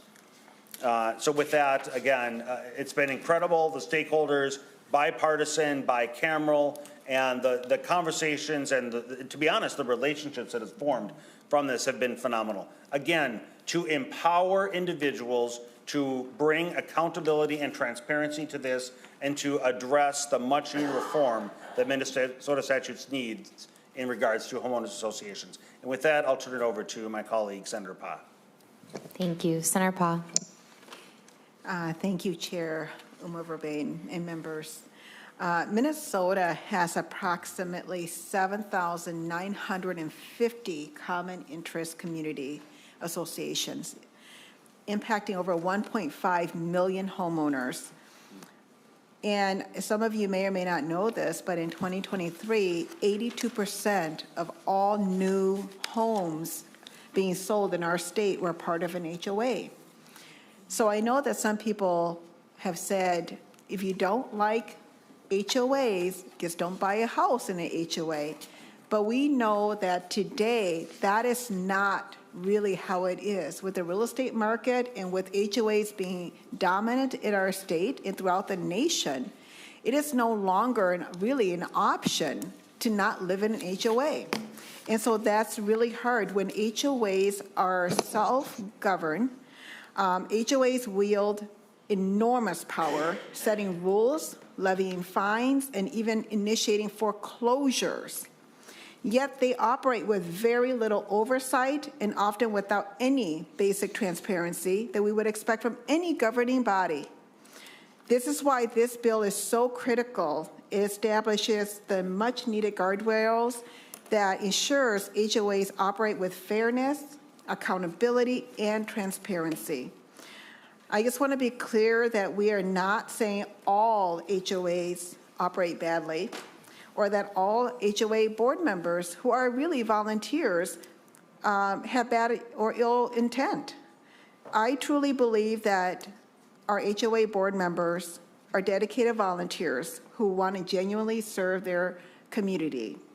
But what we cannot ignore is that thousands of homeowners in our state have been exploited, mistreated, silenced by their HOAs. And they cannot do anything because they are powerless against their HOA.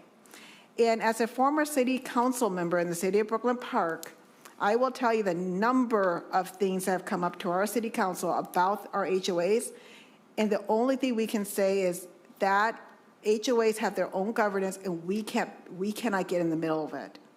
So that means that HOAs have more power than local governments right now to do anything. It is very frustrating for homeowners. Without this bill and something being done, the power imbalance will continue. It will leave homeowners vulnerable to HOA overreach and unfair practices. And so we're open for questions. Like Senator Lucero said, we're still working on this bill and happy to work with any of you to make this the strongest bill that we can in the best shape. But I do want to just recognize, I believe Representative Kristen Bonner is here with us in the audience. She decided to join us today, but she was a huge part of this work and chair the 20-member work group that worked on the CIC HOA recommendations that resulted in this bill. Thank you. Madam Chair.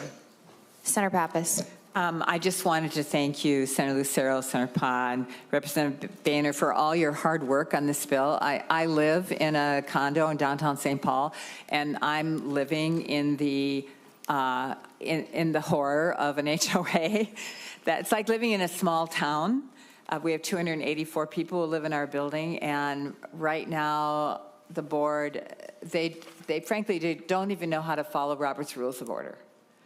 And they don't know how to communicate via email. Basically, if you have a complaint about the HOA or about the building or the management company, you have to go knock on their door. And that's how this HOA is functioning right now. So I almost want to add an amendment that people have to use emails. Senator Lucero. Thank you, Madam Chair, and I appreciate that, Senator Pappas. And yeah, it's incredible the amount of testimonies that we've received and the frustration. I would like to turn it over and invite Mr. Elwood, because he's also been a critical partner in this venture, providing feedback and counsel. Mr. Elwood. Thank you, Madam Chair. Members, Ron Elwood with Legal Aid, and Legal Aid is here in strong support of Senate File 1750. It's been an honor to work with you all, and I really appreciate it. Legal Aid, we've handled many HOA cases, and some people say, well, wait a minute, aren't these rich people living in these HOAs? The fact of the matter is we have a lot of seniors who live in these HOAs, and they are eligible for our services. And we were also honored to be a named member of the work group that Senator Pa and Senator Lucero and Representative Bonner led. It's true that board members are just homeowners and volunteers. That's true. But in many cases, as Senator Pappas's story illustrates, that's the problem. And they have vast power. HOA boards have vast power under Chapter 515B.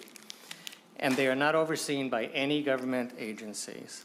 And you've all heard the stories of the disproportionate and unfair fines for minor transgressions, for unreasonable rules, getting a bill for attorney's fees for just asking a simple question, foreclosures on very small amounts. And you've probably seen the news stories reporting conflicts of interest for management companies that have let large contracts to companies that they own. This work group tackled those issues and many, many more that were crying out for reform. And many of those recommendations are reflected in Senate File 1750. And I also know you've heard rumblings from various affected parties who think the bill goes too far. But the bipartisan team of the senators and representatives have fielded hundreds of communications and have responded to hundreds of these communications, and they have listened. And the A12 reflects all of that conversation, and many of the critiques that have been raised are addressed in that amendment. And I'm also want to mention that while the Teresa Cuvas from the Minnesota Bankers Association couldn't be here now, and she asked me to tell you that the amendment actually addresses the concerns of the Bankers Association that is reflected in the letter in your packet, and they no longer have any concerns. The 812 has taken care of it. For those who continue to argue for the status quo, I would say that if not for the many practices that they would allow to perpetuate, we would not be here. Is this a finished product? No. Does the A12 make a huge leap forward to resolving these many concerns? Yes, it does. So I urge you to keep this log rolling down the river and continue to allow the authors to continue to talk to the stakeholders and negotiate a bill, sorely needed bill, to address the many, many problems we've seen. And in closing, I just want to recognize my colleague, Patrick Hines, who represents the CAI and the voice of the homeowners associations here at the Capitol. Mr. Hines continues to bring a critical, reasoned, and constructive perspective to this process. And finally, I want to thank Ms. Primo, whose work on this bill has been nothing short of miraculous. Thank you. Senator Howe. Thank you, Madam Chair. And I will say that I have not begun to digest everything in here by any stretch of the imagination. But I will voice my disappointment that I think the best part of the bill just got deleted. And so I look forward to that coming back at some point, because I truly believe that was the meat and potatoes of the thing that I was looking for. So I'm disappointed to see that go, but I understand why we did it. Look forward to that coming back. Thank you. Senator Kroon. Thank you, Madam Chair. Are there any other testifiers? I guess. We do. I believe you have an amendment. If you want, we can take that up, or we can wait until after the testifiers. It's up to you. Thank you, Madam Chair. I'd like to thank the bill authors for their hard work, bipartisan, bicameral work. Very important, heavy lift. Some controversy, I suppose, as you're finding out, at least from the emails that I've been getting. Just got one now. But I do have a couple concerns about the bill, but before I get into them, I better get my amendment before you guys change your mind on accepting it. So with that, I will offer the A6. Thank you. Senator Kroon offers the A6 amendment, and it is in our packets. Senator Kroon. Thank you, Madam Chair. I'll briefly describe this. This is a provision in MKIWA, or the Minnesota Common Interest Ownership Act, that addresses lien priority between assessment liens and mortgages. This derives from not any interest group or constituent or anybody. This is just my own personal experience that I had in litigation. It's a very small issue, but it's bugged me ever since I've been practicing, which is first mortgages, to back up, the existing law makes association lien, assessment liens subordinate to first mortgages. And that's what we want, because we want people to be able to get mortgages on their property. And the way that this works is that assessment liens relate back in time to the recording of the declaration.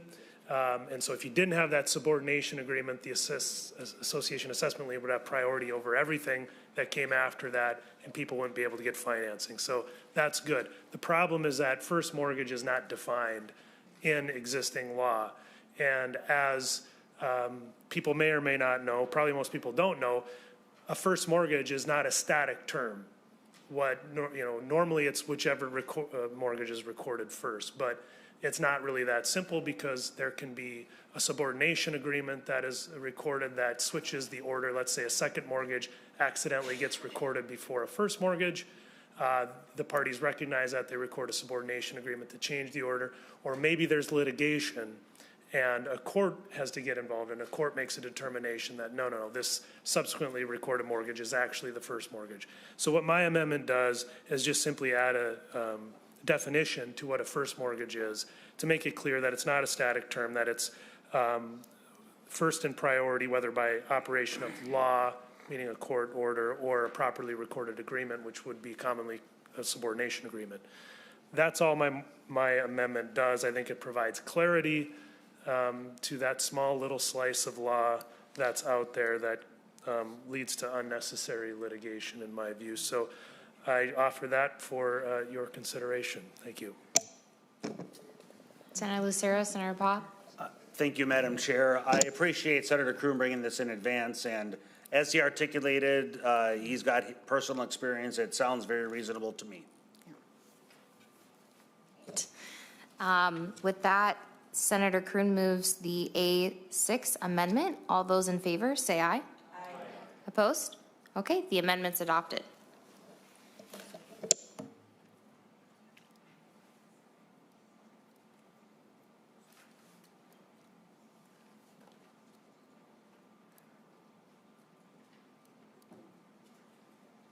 All right, we have a number of testifiers. So I think if y'all want to stay close by, I'm just going to call up our first three, Patrick Hines, Joel Carlson, and Matt Greenstein. Okay.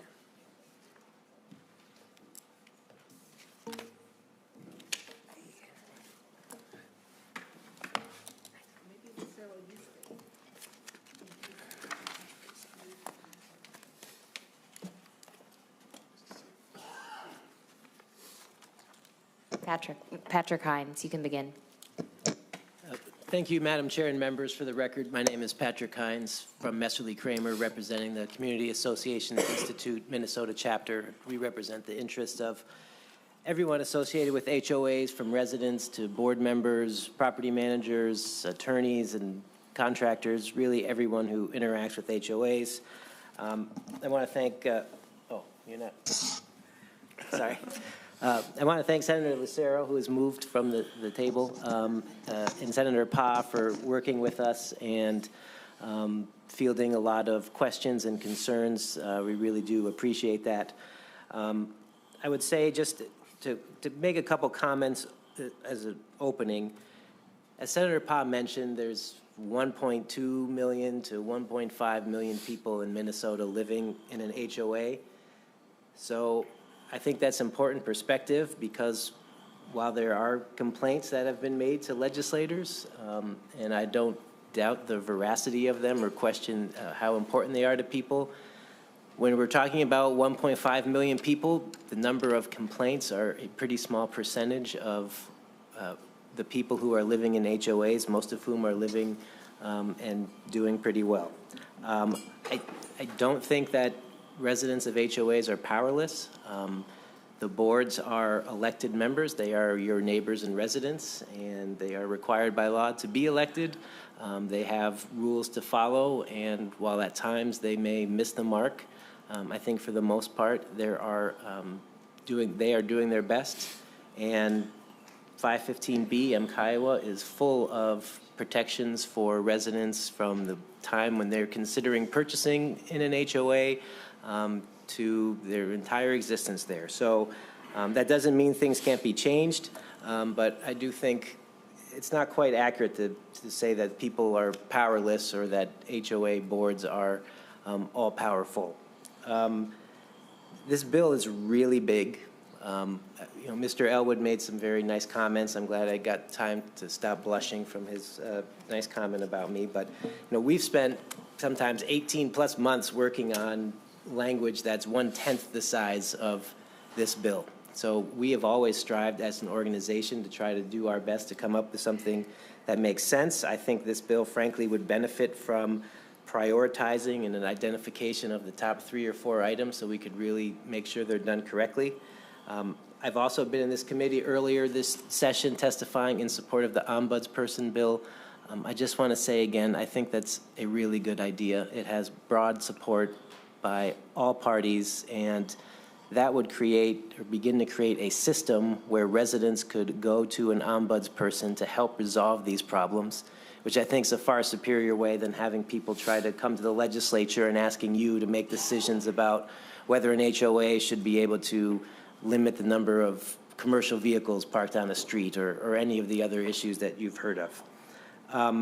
The A12 amendment, again, won't be time to go through everything. I'll start off by saying, if we were looking for things that I think went in the right direction, the deletion of Section 10, which was the limit on number of proxy votes, is really important. That would have created major, major problems for homeowner associations if they couldn't use proxy votes. So I think that is very good. There's language on lines 12.23 to 12.28. That is language that we worked with legal aid on in 2023 to provide some protection and clarity for homeowners. I know that that language is being adjusted. I think the clarifying language makes sense and makes it a better statute for everyone. I think there's been a lot of discussion about fines and capping fines and how we deal with that. The language on fines, which is now on page 2.7 of the A12 amendment, I don't think is quite ready yet, but I do want to thank the authors for making some changes that address concerns people raised, especially about people violating rules to rent out their units, VRBO type of situation. That's a really big deal for homeowners, and I think this language helps with that. There's also some language changes about giving people the opportunity to participate in meetings. I lost track of which line it's on, but I do think that language is cleaned up and is a much better way of approaching the issue.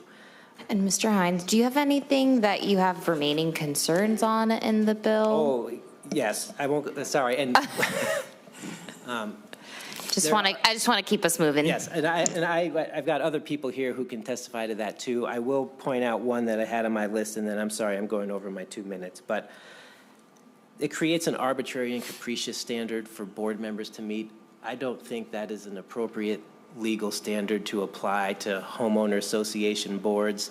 Many of the rules that are enacted by developers or by homeowner associations have to do with things like the types of fence that would maintain architectural consistency throughout a neighborhood. I think many of the rules would be inherently arbitrary and capricious under the legal standard, which is essentially any decision that represents an agency's will rather than its judgment. I mean, we're inherently talking about people's will. Do we want to live like this or not? So I don't think putting arbitrary and capricious in the statute in this context makes sense. That's on line 15.6, 15.7. I've spoken too much already. I'll stop and let others testify. Thank you for your time and flexibility. Thank you. Move to Joel Carlson. Thank you, Madam Chair and members. Joel Carlson. I own a legal research and government affairs business in St. Paul, and I'm here on behalf of the law firm of Greenstein Sellers. I've been in front of you many times over the years for different bar associations and law firms with problems with bills that have come before you, and this is one of them. The last time I was here on the CIC issue, about 6 years ago, and absolutely defending homeowners' rights to hold their HOA and their developers accountable. And that took us, as Patrick mentioned, about 18 months to get that to the finish line, but we wanted to make sure that homeowners had tools to defend themselves against the developers and the HOAs. And so I agree with Patrick. There are tools in place for homeowners to hold their boards accountable, including getting active in the board and involved in the board when they have trouble. Today, we have significant issues with the bill, even after the A12 amendment, and I appreciate, Senator Howe, that the A9 amendment got the local governments out of it, and I get cautious when you say you want to bring that back in, because that's a concern that I think they would like to address if that is the case, and they're not here to testify to it today. But among the concerns that we have, how do homeowner associations resolve disputes? How can they make repairs? How do they collect assessments without passing the costs on to the other unit owners? How do they recoup their costs when they have to move on a property where someone isn't paying their assessments or their mortgages? All of those are unresolved in this bill. We have a 52-page bill in front of you. We just had a 6-page page and line amendment that I've spent most of the day trying to line it up in the bill and haven't quite figured it all out. I think that there has been a lot of work that's gone into this, but I think it needs quite a bit more. We have met with the authors, and I appreciate the effort that they put into this. I don't think this one's quite ready to leave this committee with the substantial number of judiciary issues that are unresolved. I'll let Mr. Greenstein speak to those specifically. We're happy to answer questions. We're happy to work with the authors to bring about resolution and agreement on this bill. We're not there yet, and we're actually quite a far way apart. So with that, Madam Chair, I'd turn it over to Mr. Greenstein. Mr. Greenstein. Thank you, Madam Chair. My name is Matt Greenstein. I'm a real estate attorney at the law firm of Greenstein Sellers. For about the last 15 years, my primary area of practice has been representing homeowners who live in common interest communities, and other property owners adjacent typically to common interest communities. And it's a unique structure. As the testimony here has gone over, you're dealing with a lot of people, a lot of different demographics, a lot of different developments and structures. One of the things that's unique about CICs and the law that we're talking about here today is it applies to a single family home in Otsego the same way it applies to a downtown condominium in Minneapolis. And you have varying groups who want various things from their properties and want their community to operate a specific way to reflect the shared values of the community. And how that gets accomplished is through corporate governance. And I understand the frustration of homeowners. I've represented many who felt like they didn't have the opportunity to be involved in their association or that the board was making poor decisions. But it comes back to understanding how the association's structured as a nonprofit corporation, that it's a closely held corporation like any other corporate entity. And so it's the members' obligations to get involved, and if they don't like the decisions being made, to elect better board members or to let their voices be heard. And I think that's a misconception that's been missing through this process, is that there's unfettered power. There's no option to control how the community operates, and that has not been my experience.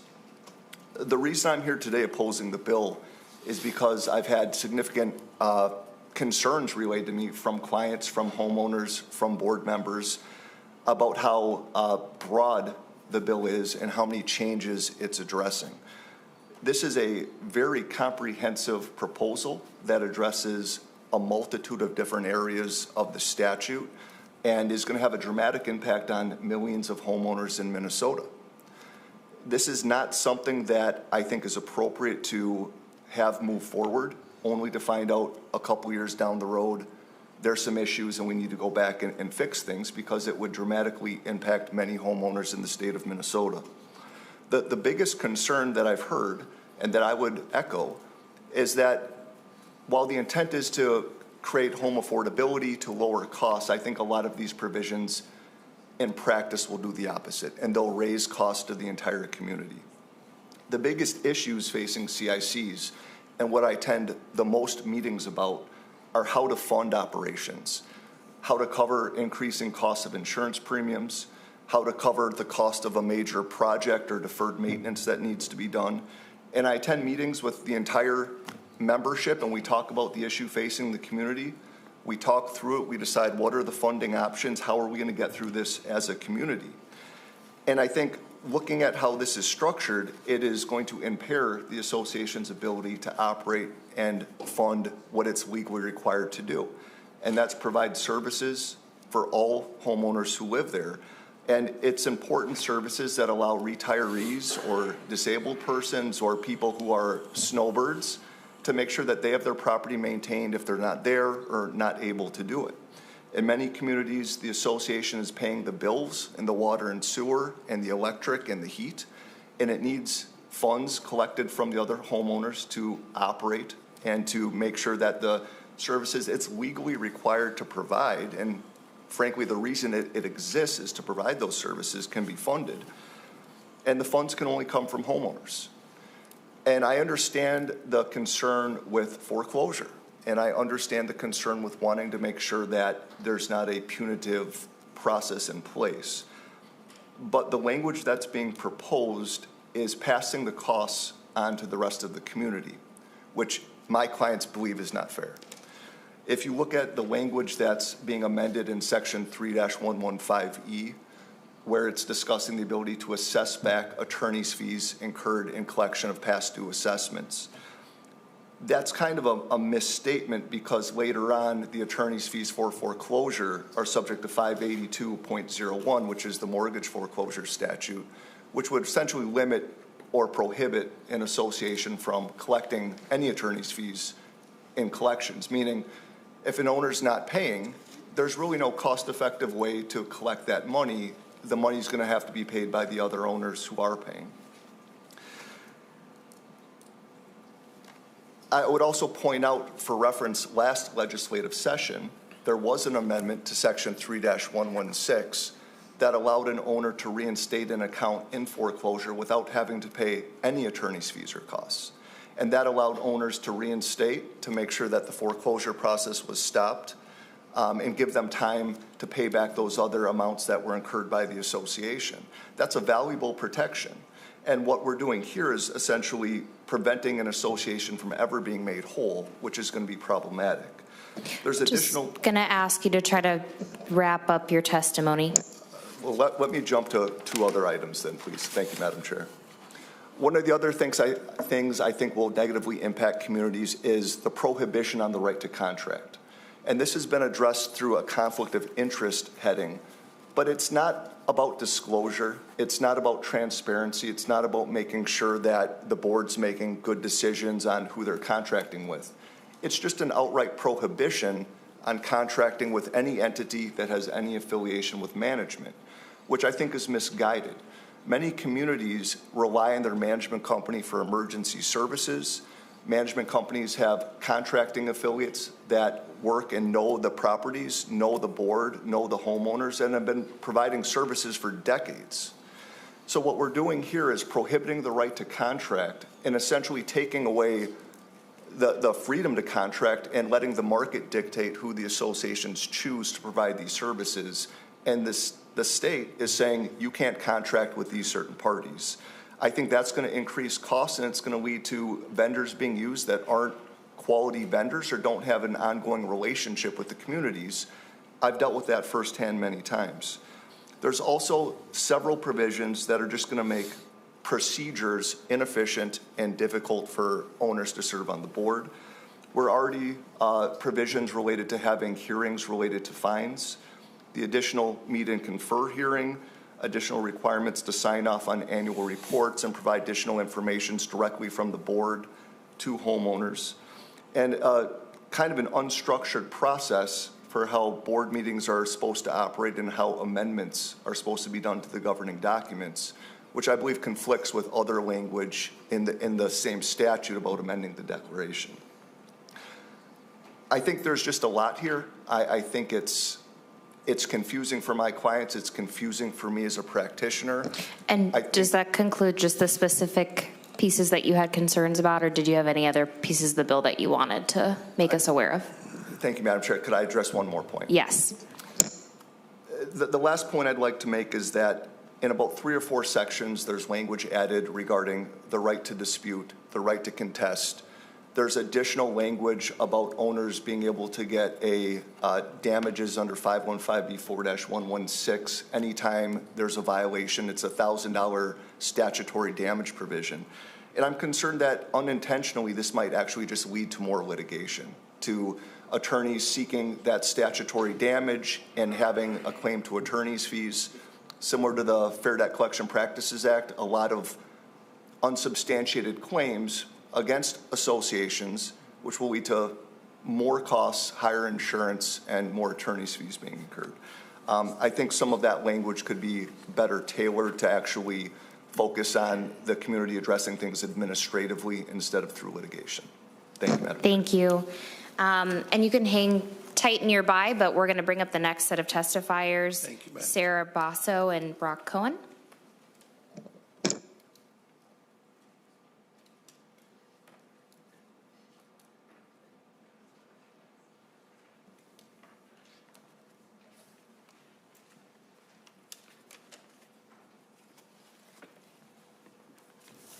Madam Chair. Senator Pappas? Just a question. I'm hearing a lot of concerns, but I'm not feeling like they're all related to issues that are in the judiciary purview. So maybe we could just remind the testifiers that that's just what we should be focusing on. Because I think the other committee, housing, or if it's going to commerce, can address those other issues. I appreciate that, Senator Pappas. We also have pretty broad jurisdiction over this bill in judiciary. It's one of the fun pieces of serving on this committee. So you can proceed and begin by introducing yourself. Hi. Thanks, committee members. Thank you for having me. My name is Sarah Basso, and I'm a licensed attorney and a volunteer member of the board of directors for Braeburn Trails, which is a substantial single-family homeowners association in Dayton, Minnesota. I'm definitely in favor of changes to the Common Interest Community Act in the ways of increased transparency. And similar to what we heard from Senator Pah, and thank you all for your contributions to working on this bill. And I understand there are a lot of things to address, and I think the transparency is a big one. But I still think that there are some major shortfalls. And I'm here to formally express my opposition to the bill in its current form. It threatens the stability and governance of our community, as well as many others in the coming months and years with the growth of housing communities, especially that are coming from new developer turnover. Braeburn Trails recently transitioned from developer control, and we inherited some really ambiguous regulations, inadequate financial reserves, and a mandated water reclamation system that required sustained funding.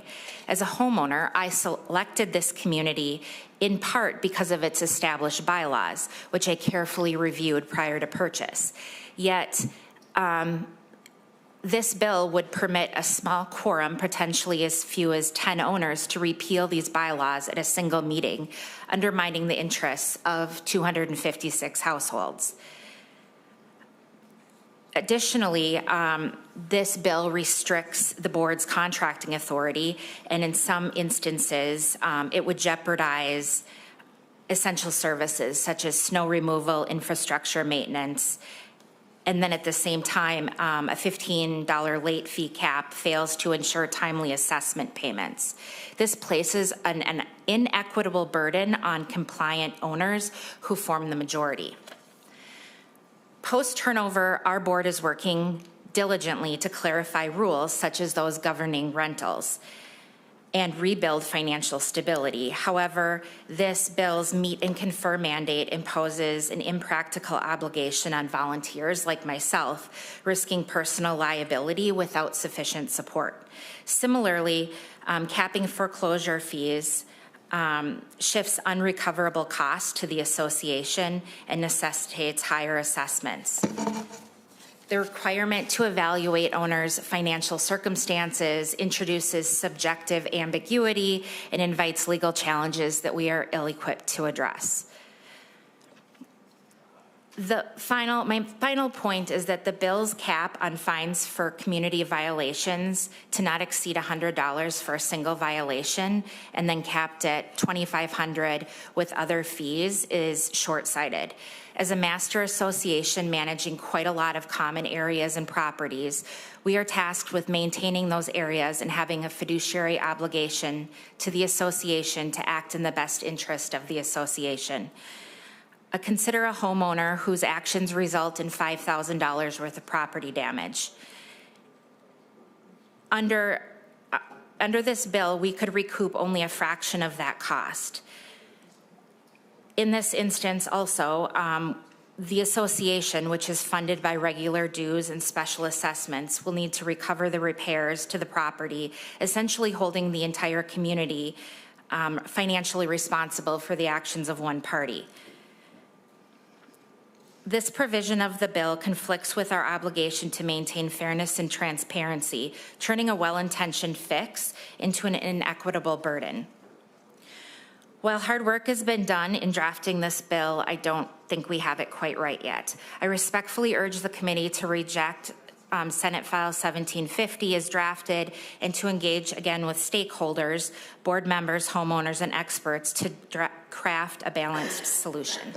Thank you. Thank you. We'll move to our last testifier. Thank you, Madam Chair and members of the committee. My name is Brock Cohen. I am the president of First Service Residential in Minnesota.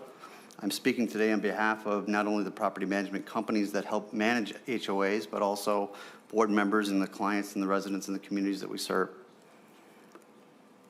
Thank you for the opportunity to testify regarding Senate File 1750, the first engrossment as amended by the A12. Unfortunately, the amendment, as written, still does not completely address the concerns of the industry, nor of the property management companies that help manage HOAs in the state of Minnesota. Before I begin, I do also want to say thank you to Senator Lucero and Senator Pa for taking time today to meet with me and briefly discuss some of our concerns.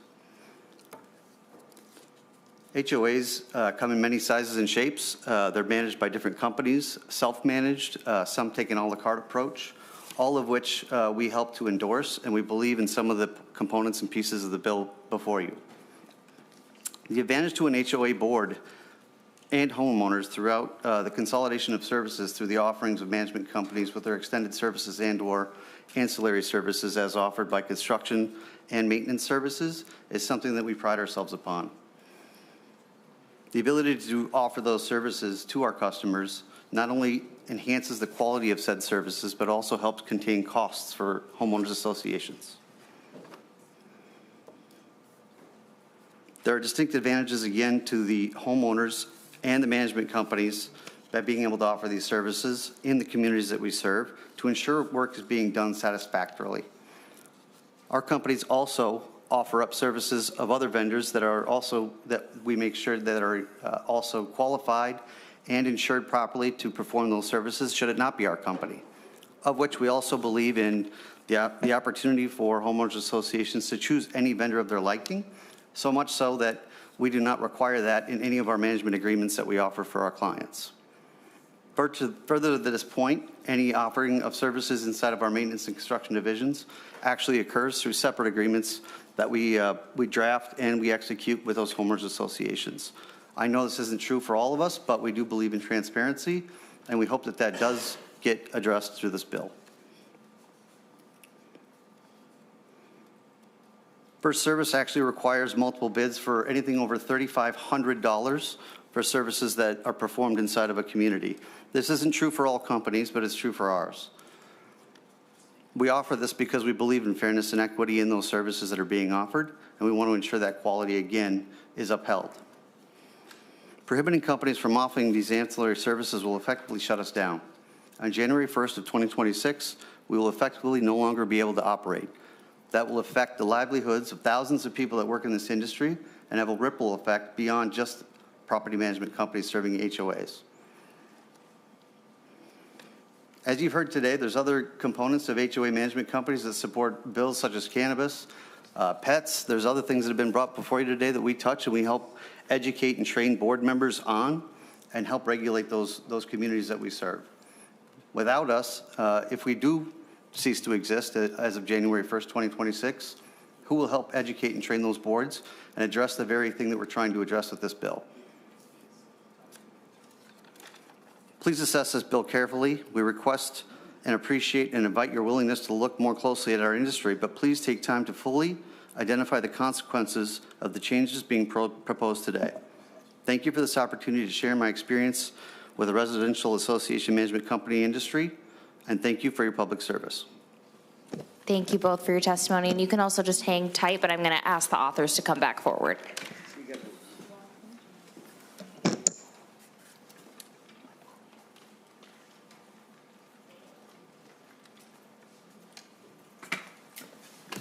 All right, members, I'm going to go to Senator Westlin, then Senator Kroon. Thank you, Madam Chair. Thank you, Senator Lucero, Senator Pa, and testifiers. We've just heard a whole litany of complaints about the bill, and I'm trying to match those up with document that says there are concerns that have been addressed. I heard one concern about a cap on fines, and it seemed like that's addressed by language here. There was a concern about proxies, and it seems like that was addressed. I'm trying to sort out, based on what we just heard about concerns, can you tell us which of those concerns remain that have been raised that are not yet addressed in the bill, and then which actually have been addressed in the bill? Because I'm having some difficulty sort of connecting what we've just heard with what I think maybe has been changed and amended. If I can add to that, one of the things that I had on my list, in addition to the caps, was like limit on vendors, and then just the pieces around elections, essentially, of the governing board. I get that people can run for that if they don't like the decisions folks are making, but I also am curious about what standards are in place to make sure that there's a fair process for folks to do so. So if you could speak to all of those concerns. Senator Lucero. Thank you, Madam Chair. The one that I'll start with is, I'll start by saying several of the concerns that were brought up here, either I don't know where they're coming from or they have been addressed. And if you see here, the sheet that was passed out, this is only a fraction. This is not a comprehensive document that details the concerns that have been addressed. But one that still needs to be worked on is one that I mentioned in my opening remarks, and that is the section on the conflicts of interest and managerial services. It's not the intent to limit the managerial services, and I can totally see where they're coming from, and that is absolutely something we want to work on. One of the underlying issues that we heard about, in fact, I think there were 2 news articles from the Reformer out of my district, but there are other examples of this, where the owner or the management company also owns a construction company, and without bid, they awarded it to there. So what we're trying to get at is when it comes to reconstruction services, the non-competitive bid awarding of projects, and that's really what we want to focus on, not what was described here. And I think it's a legitimate concern and one that can easily be remedied by excluding those type of managerial. And then if Senator Pah has, I think she has a few more. Yeah. Senator Pah. Thank you, Chair. So as far as the board membership, I just want to address that one. I know that there's lots of people who continuously say this, is that if you don't like your board members, well, you just have to vote them out. We wish it was that easy. There is a homeowners association in my city who they cannot get the bad actors out of office, because essentially in their bylaws, they can be in office for 5 years. And the amount of votes that they would have to get anyone off of it is so high, it's impossible. And so it is not as easy as we don't think this board member is acting right and we can get them off. No. Not only that, but I've had homeowners associations who have locked out their own homeowners from meetings, homeowner association meetings, that are not allowed to come. Right now, there are homeowners associations who have meetings and have absolutely no time on their agenda for any homeowner, whether comment on what's on the agenda or input. That is what's going on right now. And so I just want to make it clear that the idea of somehow we can just remove board members who are acting badly is something that can be easily done. That is absolutely untrue. And so the other thing is, I know we talked about, let's see here. Oh, I think Senator Lucero talked about the vendors and conflicts of interest, and that we are more than happy to make that amendment.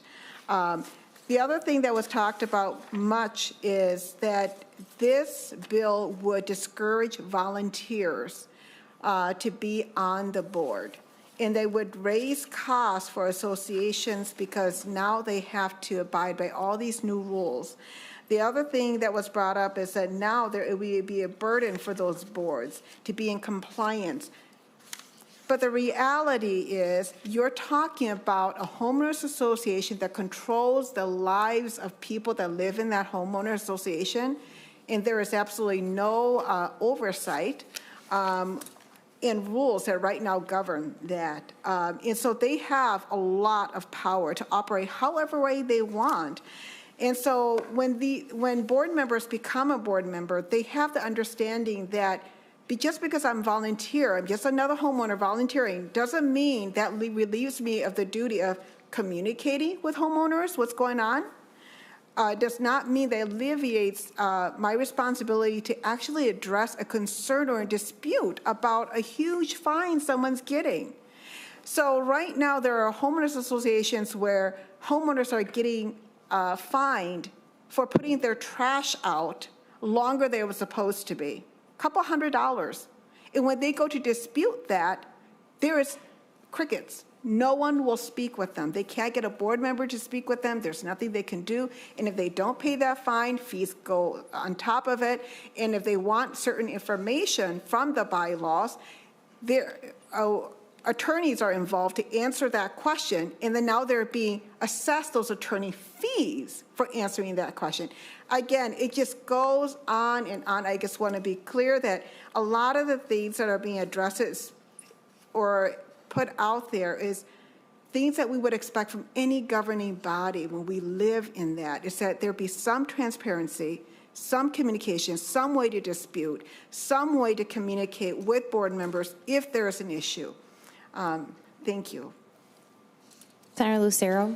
And thank you, Madam Chair. And I'll just add on to that. Another area that I think it has been expressed as an area of concern that I don't think is shouldn't be a big concern is again, the page numbers are now jumbled, but what I have is page 20. It deals with the annual disclosure of contracts. You know, one of the things that we sought as part of this bill is transparency, because with the transparency helps to ensure accountability. And so part of the verbiage here, it says an annual report must be prepared and signed by each member of the board of directors of the association listing all contracts for goods and services, and it goes on. Well, if the board has awarded contracts for goods and services, they should be okay with signing their name and sharing that on an annual basis, just enumerating the contracts that have been out there. If things are on the up and up, then there shouldn't be a concern with that, and there shouldn't be a dissuading of people from serving on the board. And so, again, that's something that I want to draw attention as well. And then finally, many of the provisions in here are stuff that we took from other states. There are many other states that have provisions similar to these, and we are simply trying to bring us up to speed with other states. And then lastly, this bill doesn't do anything with reining in assessments. It allows the operations. It doesn't limit that. I heard that as one of the concerns, and that is not founded. And then the attorney's fees, I will say that is another thing that I'm very much looking forward to continuing the conversation to get that just right. It's another area that we'll continue to work on. I have Senator Kroon on the list, and then I will go to you, Senator Pappas, but Senator Paul, you had one thing you want to add? Thank you, Chair. I forgot one thing I put down, and I forgot to answer from Senator Westlin's question is they also talked about capping fees. Without capping fees, homeowners associations can charge whatever they want. Right now, actually 2023, I introduced a bill that would cap the fee of estoppel letters. And what estoppel letters really is that you need this estoppel letter in order to sell your house. All it is a statement from the HOA that says these are the dues, this is what may be owed on it, so you can bring it to your title closing and sell your house. Well, right now in the state of Minnesota, you can charge anything from $50 for that estoppel letter to upwards of $800,000, $900,000. There is no cap on that. And I've seen homeowners associations that have charged $800 for an estoppel letter. It's something that does not take a lot, because if you keep your books up to date with all the dues, and that it should be really print, but they charge that. And if a homeowner does not pay that fee, they cannot sell their house, period. They can't get that letter, they can't sell. That's what I mean about how much power really HOAs have. Unless we talk about capping fees at reasonable amounts, it really is a barrier for people. Thank you. Thank you. Senator Kroon? Thank you, Madam Chair. A lot of people have reached out to me with concerns about the bill. I think many of them have probably been addressed, not all of them. I'm going to limit my focus on just a couple of issues that I think everybody agrees are outstanding and that have not been resolved. So I think that's the best use of my time. But in the two areas would be around the conflict of interest or the prohibition on contracting, however your perspective is on that issue. And then the second one would be attorney's fees, as we've been talking about. I'll begin with the attorney's fees one. And it's a balancing test because you don't want attorney's fees to be oppressive onto the homeowner, but at the same time, if you're dealing with an all-volunteer HOA board who are just probably mostly non-lawyers and people are violating the rules and they have to do some enforcement, who are they going to contact? Well, they have to contact a lawyer, and you don't want those lawyer fees to be paid by people who aren't violating the rules, which is essentially what would be happening with caps, and we can talk about that. And I'm not saying they never make sense, but it's an interesting discussion in terms of finding that right balance. I'll start out with the mortgage foreclosure attorney's fees, which is on page 35, lines 6 and 7. And it looks like, and I know that the maximum amount was changed, I believe, in the A12 from $1,000 to $3,500. So that's what I have, what I'm working from here. But my concern with this one is it seems like that change to the maximum amount is kind of meaningless because you've struck out the part that says notwithstanding the provisions of section 582.01 subdivision 1 and 1A. And so to back up when I'm looking at this, I think, and maybe Mr. Greenstein could correct me if I'm wrong since he probably does this a lot more than, well, I don't do it anymore and I almost never did it. But as I'm looking at the statute, the current law seems to be that notwithstanding provision means that essentially a homeowners association, whether they're foreclosing by advertisement or action, essentially can charge their actual fees. I think that's the existing law.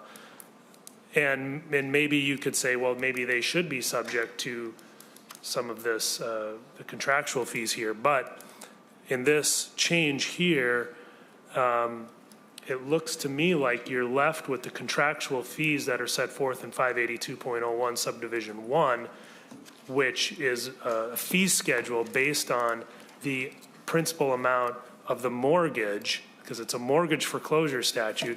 Well, you don't have a mortgage in this case, you have an assessment lien, which probably is going to be a pretty low amount. So if you're looking at the schedules in 582.01 subdivision 1, and let's say you just have a $5,000 assessment lien, your attorney's fees are capped at $150 under this statute, if I'm reading it correctly, which seems to be basically nothing in terms of what the actual costs are for foreclosing a mortgage. So my question is, one, do I have that right? And two, do we not think that that amount is too low? All right. We've got a number of people I think who want to comment, but we'll start with you, Mr. Greenstein. Thank you, Madam Chair. My reading of that revision is the same as yours. By inclusion of 582.01, subjecting the amount of fees that can be collected by an association to that mortgage foreclosure statute, it is capped based on that schedule that's in that statute. I do think that also then contradicts the language in 515B3-115, where that $1,500 cap is, which allows the association to assess that amount to the owner as part of the lien amount. And so I think from a practical standpoint, if I'm looking at how am I representing an association, I think there's an ambiguity there that at a minimum could be cleared up. But to your point, I think it is capping the fees at a fairly nominal sum for the work that's involved. Madam Chair. Senator Kroon. Thank you, Madam Chair, and I appreciate that response because it does seem to be in conflict with that other section. So, and I think to restate what you just said in simpler terms, one part of statute is saying if there's a violation for an assessment, the HOA can charge up to $1,500 in attorney's fees, but then if they end up having to foreclose that, this provision here would cap it, in my example, at, let's say, $150. And so which of those statutes would apply? I think that's a problem. I think it's a problem to kind of try to shoehorn assessment lien foreclosures into a mortgage foreclosure statute. It's a hard thing to do, but by getting rid of 1A, you're even getting rid of the minimum of $500, which is what a lot of mortgage foreclosures do. So anything below $500, it's a loss for the HOA. So I think if, you know, and I'm not sure the right answer is to keep it as it is, which is basically, even in a foreclosure by advertisement, the HOAs can charge actual fees up to anything. Because I've been involved in cases where, relating back to my previous amendment, where you're litigating lien priority with an HOA, and even if they're wrong, at some point all you're doing is litigating against their attorney's fees, because the assessment might be $1,000, but they've got $7,000 or $8,000 of attorney's fees, and you can't settle the thing because of that. So I'm not saying to keep it the way it is makes the most sense, but I am saying that I don't think this makes most sense. So maybe something that you might consider as you're talking with each other going forward here is to have just an overarching cap on a foreclosure by advertisement that isn't linked to 58201, isn't constrained by 58201, but you just work that out and have peace in the valley on whatever that is if you're going to foreclose it by advertisement. That's my suggestion. Then the flip side of that then is, of course, you could be careful what you wish for, because you could then be getting more foreclosures by action. Because I can also see an HOA saying, if that number is too low for us to foreclose by advertisement under the constraints of this cap, we're just going to do judicial foreclosures, which does bring some benefit to the homeowner, longer redemption period, so you might like that. But then they do get their actual attorney's fees reasonable, because the judge is overseeing it all. But that's a consideration you all will have to come up with. And before I go on my next one, I feel free to open it up to comment on what I just said. Yeah, I believe Mr. Elwood wanted to comment. Madam Chair, members, Senator Kroon, you really put your finger on the dilemma, and you know, this all really stems from the fact that the original statute is, notwithstanding the provisions, which you correctly pointed out, leaves it completely open-ended. But you're right. I mean, tying it, and part of the reason I'm sure that the original statute did that is because tying an HOA foreclosure to a mortgage foreclosure is kind of, it's apples and oranges. So it's really not inappropriate, but instead of, as you're pointing out, putting some parameter around it, there was no parameter around it. So this was sort of an attempt to do that, maybe an awkward one, admittedly, but, and clearly this is an area that needs some more work. But it was really an attempt to install, you know, kind of a replacement for that formula under 58201. And, you know, I mean, your point about incenting more judicial foreclosures, I mean, the judge sets the fee. The judge then would have to set the fee. So the question really is, how much does it really cost to do a foreclosure? And the other thing I'd like to add, just finally add, is the distinctions between the two attorney fee provisions. One was really intended, again, perhaps awkwardly, but one was intended around the collection and enforcement provisions, which is not the foreclosure costs, and the other is to try to set the foreclosure costs. So there's two sets of attorney's fees going on here. And, you know, it's just been one of those things that, as an observer, I have seen, and as coming from our clients, I mean, over and over and over again, complaints about exorbitant attorney's fees. And I'm an attorney. Of course, I don't practice privately, so, you know, I probably don't have any right to say anything about that. But I mean, I can tell you that we've had stories. We've had our own clients where we found that they were innocent of the charge of the fine that they were assessed, the special assessment they were assessed. And we got a letter from the HOA attorney saying, yeah, you're right, your client doesn't owe us anything, and here's our bill for our attorney's fees. So that's the attempt of this, is to try to address those kinds of practices. Senator Kroon. Thank you, Madam Chair. And maybe one suggestion here, as you're looking at this, if you go to page 26, which is that $1,500 attorney's fees provision for costs for enforcement and collection may not exceed $1,500. There should be something in there clarifying that that doesn't count towards the attorney's fees for the mortgage foreclosure. So, because otherwise, if you don't have that, I agree with Mr. Greenstein's interpretation that it's in conflict, because enforcement and collection obviously could include a mortgage foreclosure. So I think they are contradicting right now. And so you would want to make sure that on page 26 that cap is not, or that attorney's fees in a mortgage foreclosure are not included in that. So it'd be $1,500 for enforcement or whatever you negotiate. And then the mortgage foreclosure cap is a separate item.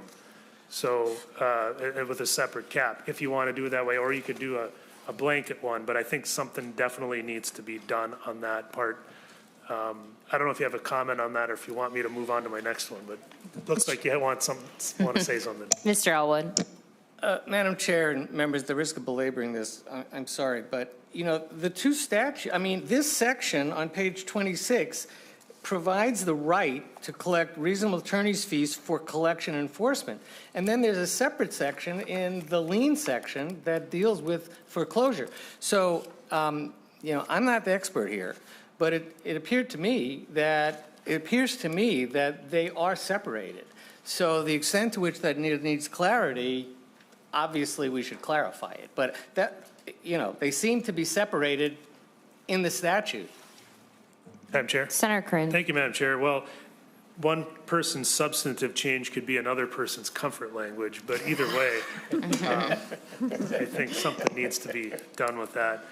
I don't want to monopolize time, so I'm going to move on to my second point, and then I'm going to let other members join the conversation. My second point is on the conflict of interest / prohibition on contracting provision, page 19, line 20.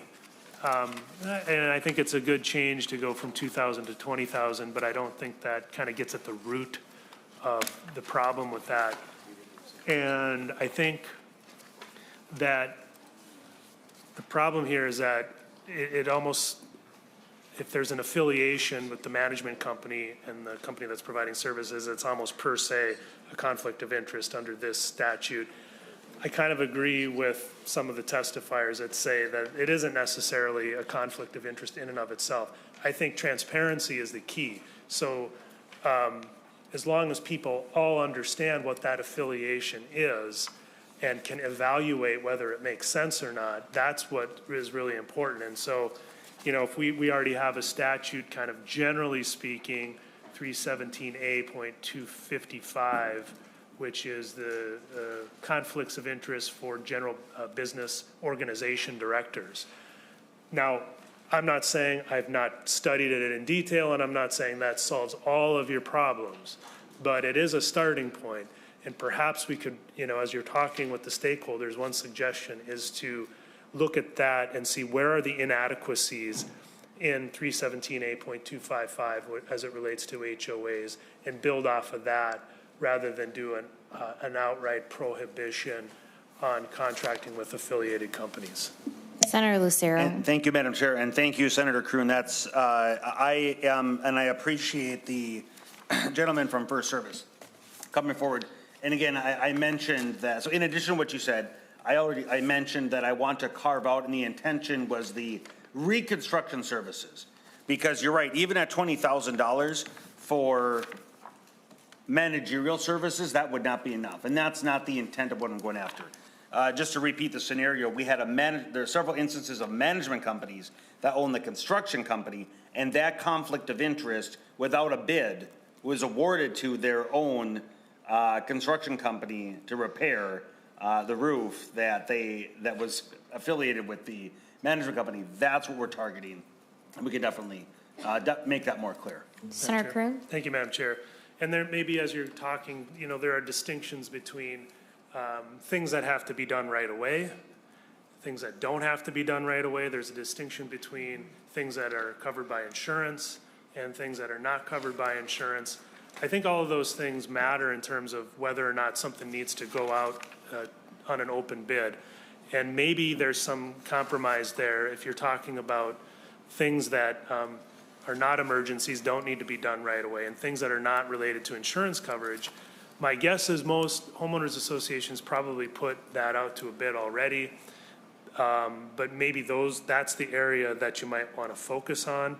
And I would focus on transparency and if there's any inadequacies there to build up on that. So that's my 2 cents. There are other things I could get into, but I've been kind of dominating the time here. So I appreciate the committee's indulgence on those issues, some suggestions for you as you move forward and talk with the stakeholders. And if something else comes up, I'll raise my hand again, but I will defer to other members at this point. Thank you. Senator Pappas? Thank you, Madam Chair. I don't want to take up too much time because we're under a deadline here, but I did want to bring up something, an abuse that you possibly missed.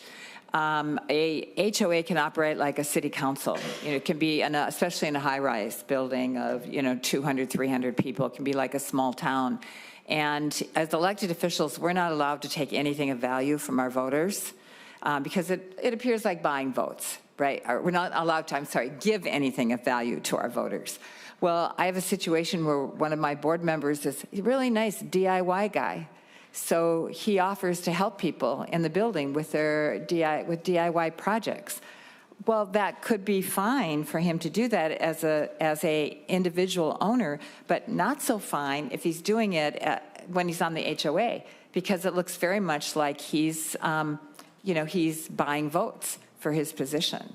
So that's, I think that so many of these people, they've never served on boards, they don't know how to chair committees, they need training, and some of the good management companies obviously are providing training to how to be a board member of your HOA, and I think that's really, really important.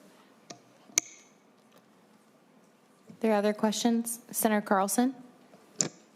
Thank you, Madam Chair. And I don't really have a question other than I'm hoping that what you will focus on a lot is these conflicts we have between the owners and the boards and the management companies, because I have gotten a lot of calls.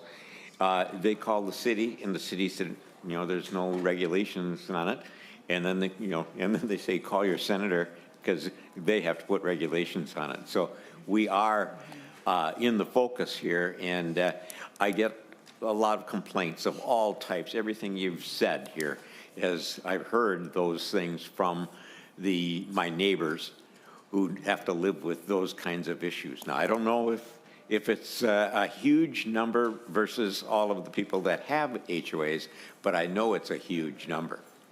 So thank you for what you're doing, and I really appreciate you doing it. Any other comments or questions, members?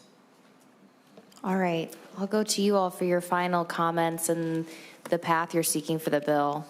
Perfect. Well, thank you, Madam Chair. I want to reiterate, I am so appreciative to all the feedback of the committee members, of the testifiers, of the stakeholders that were here today and will continue to give us feedback. We very much have been receptive and want to continue to make these improvements, and I love the suggestions and look forward to continuing to put those in.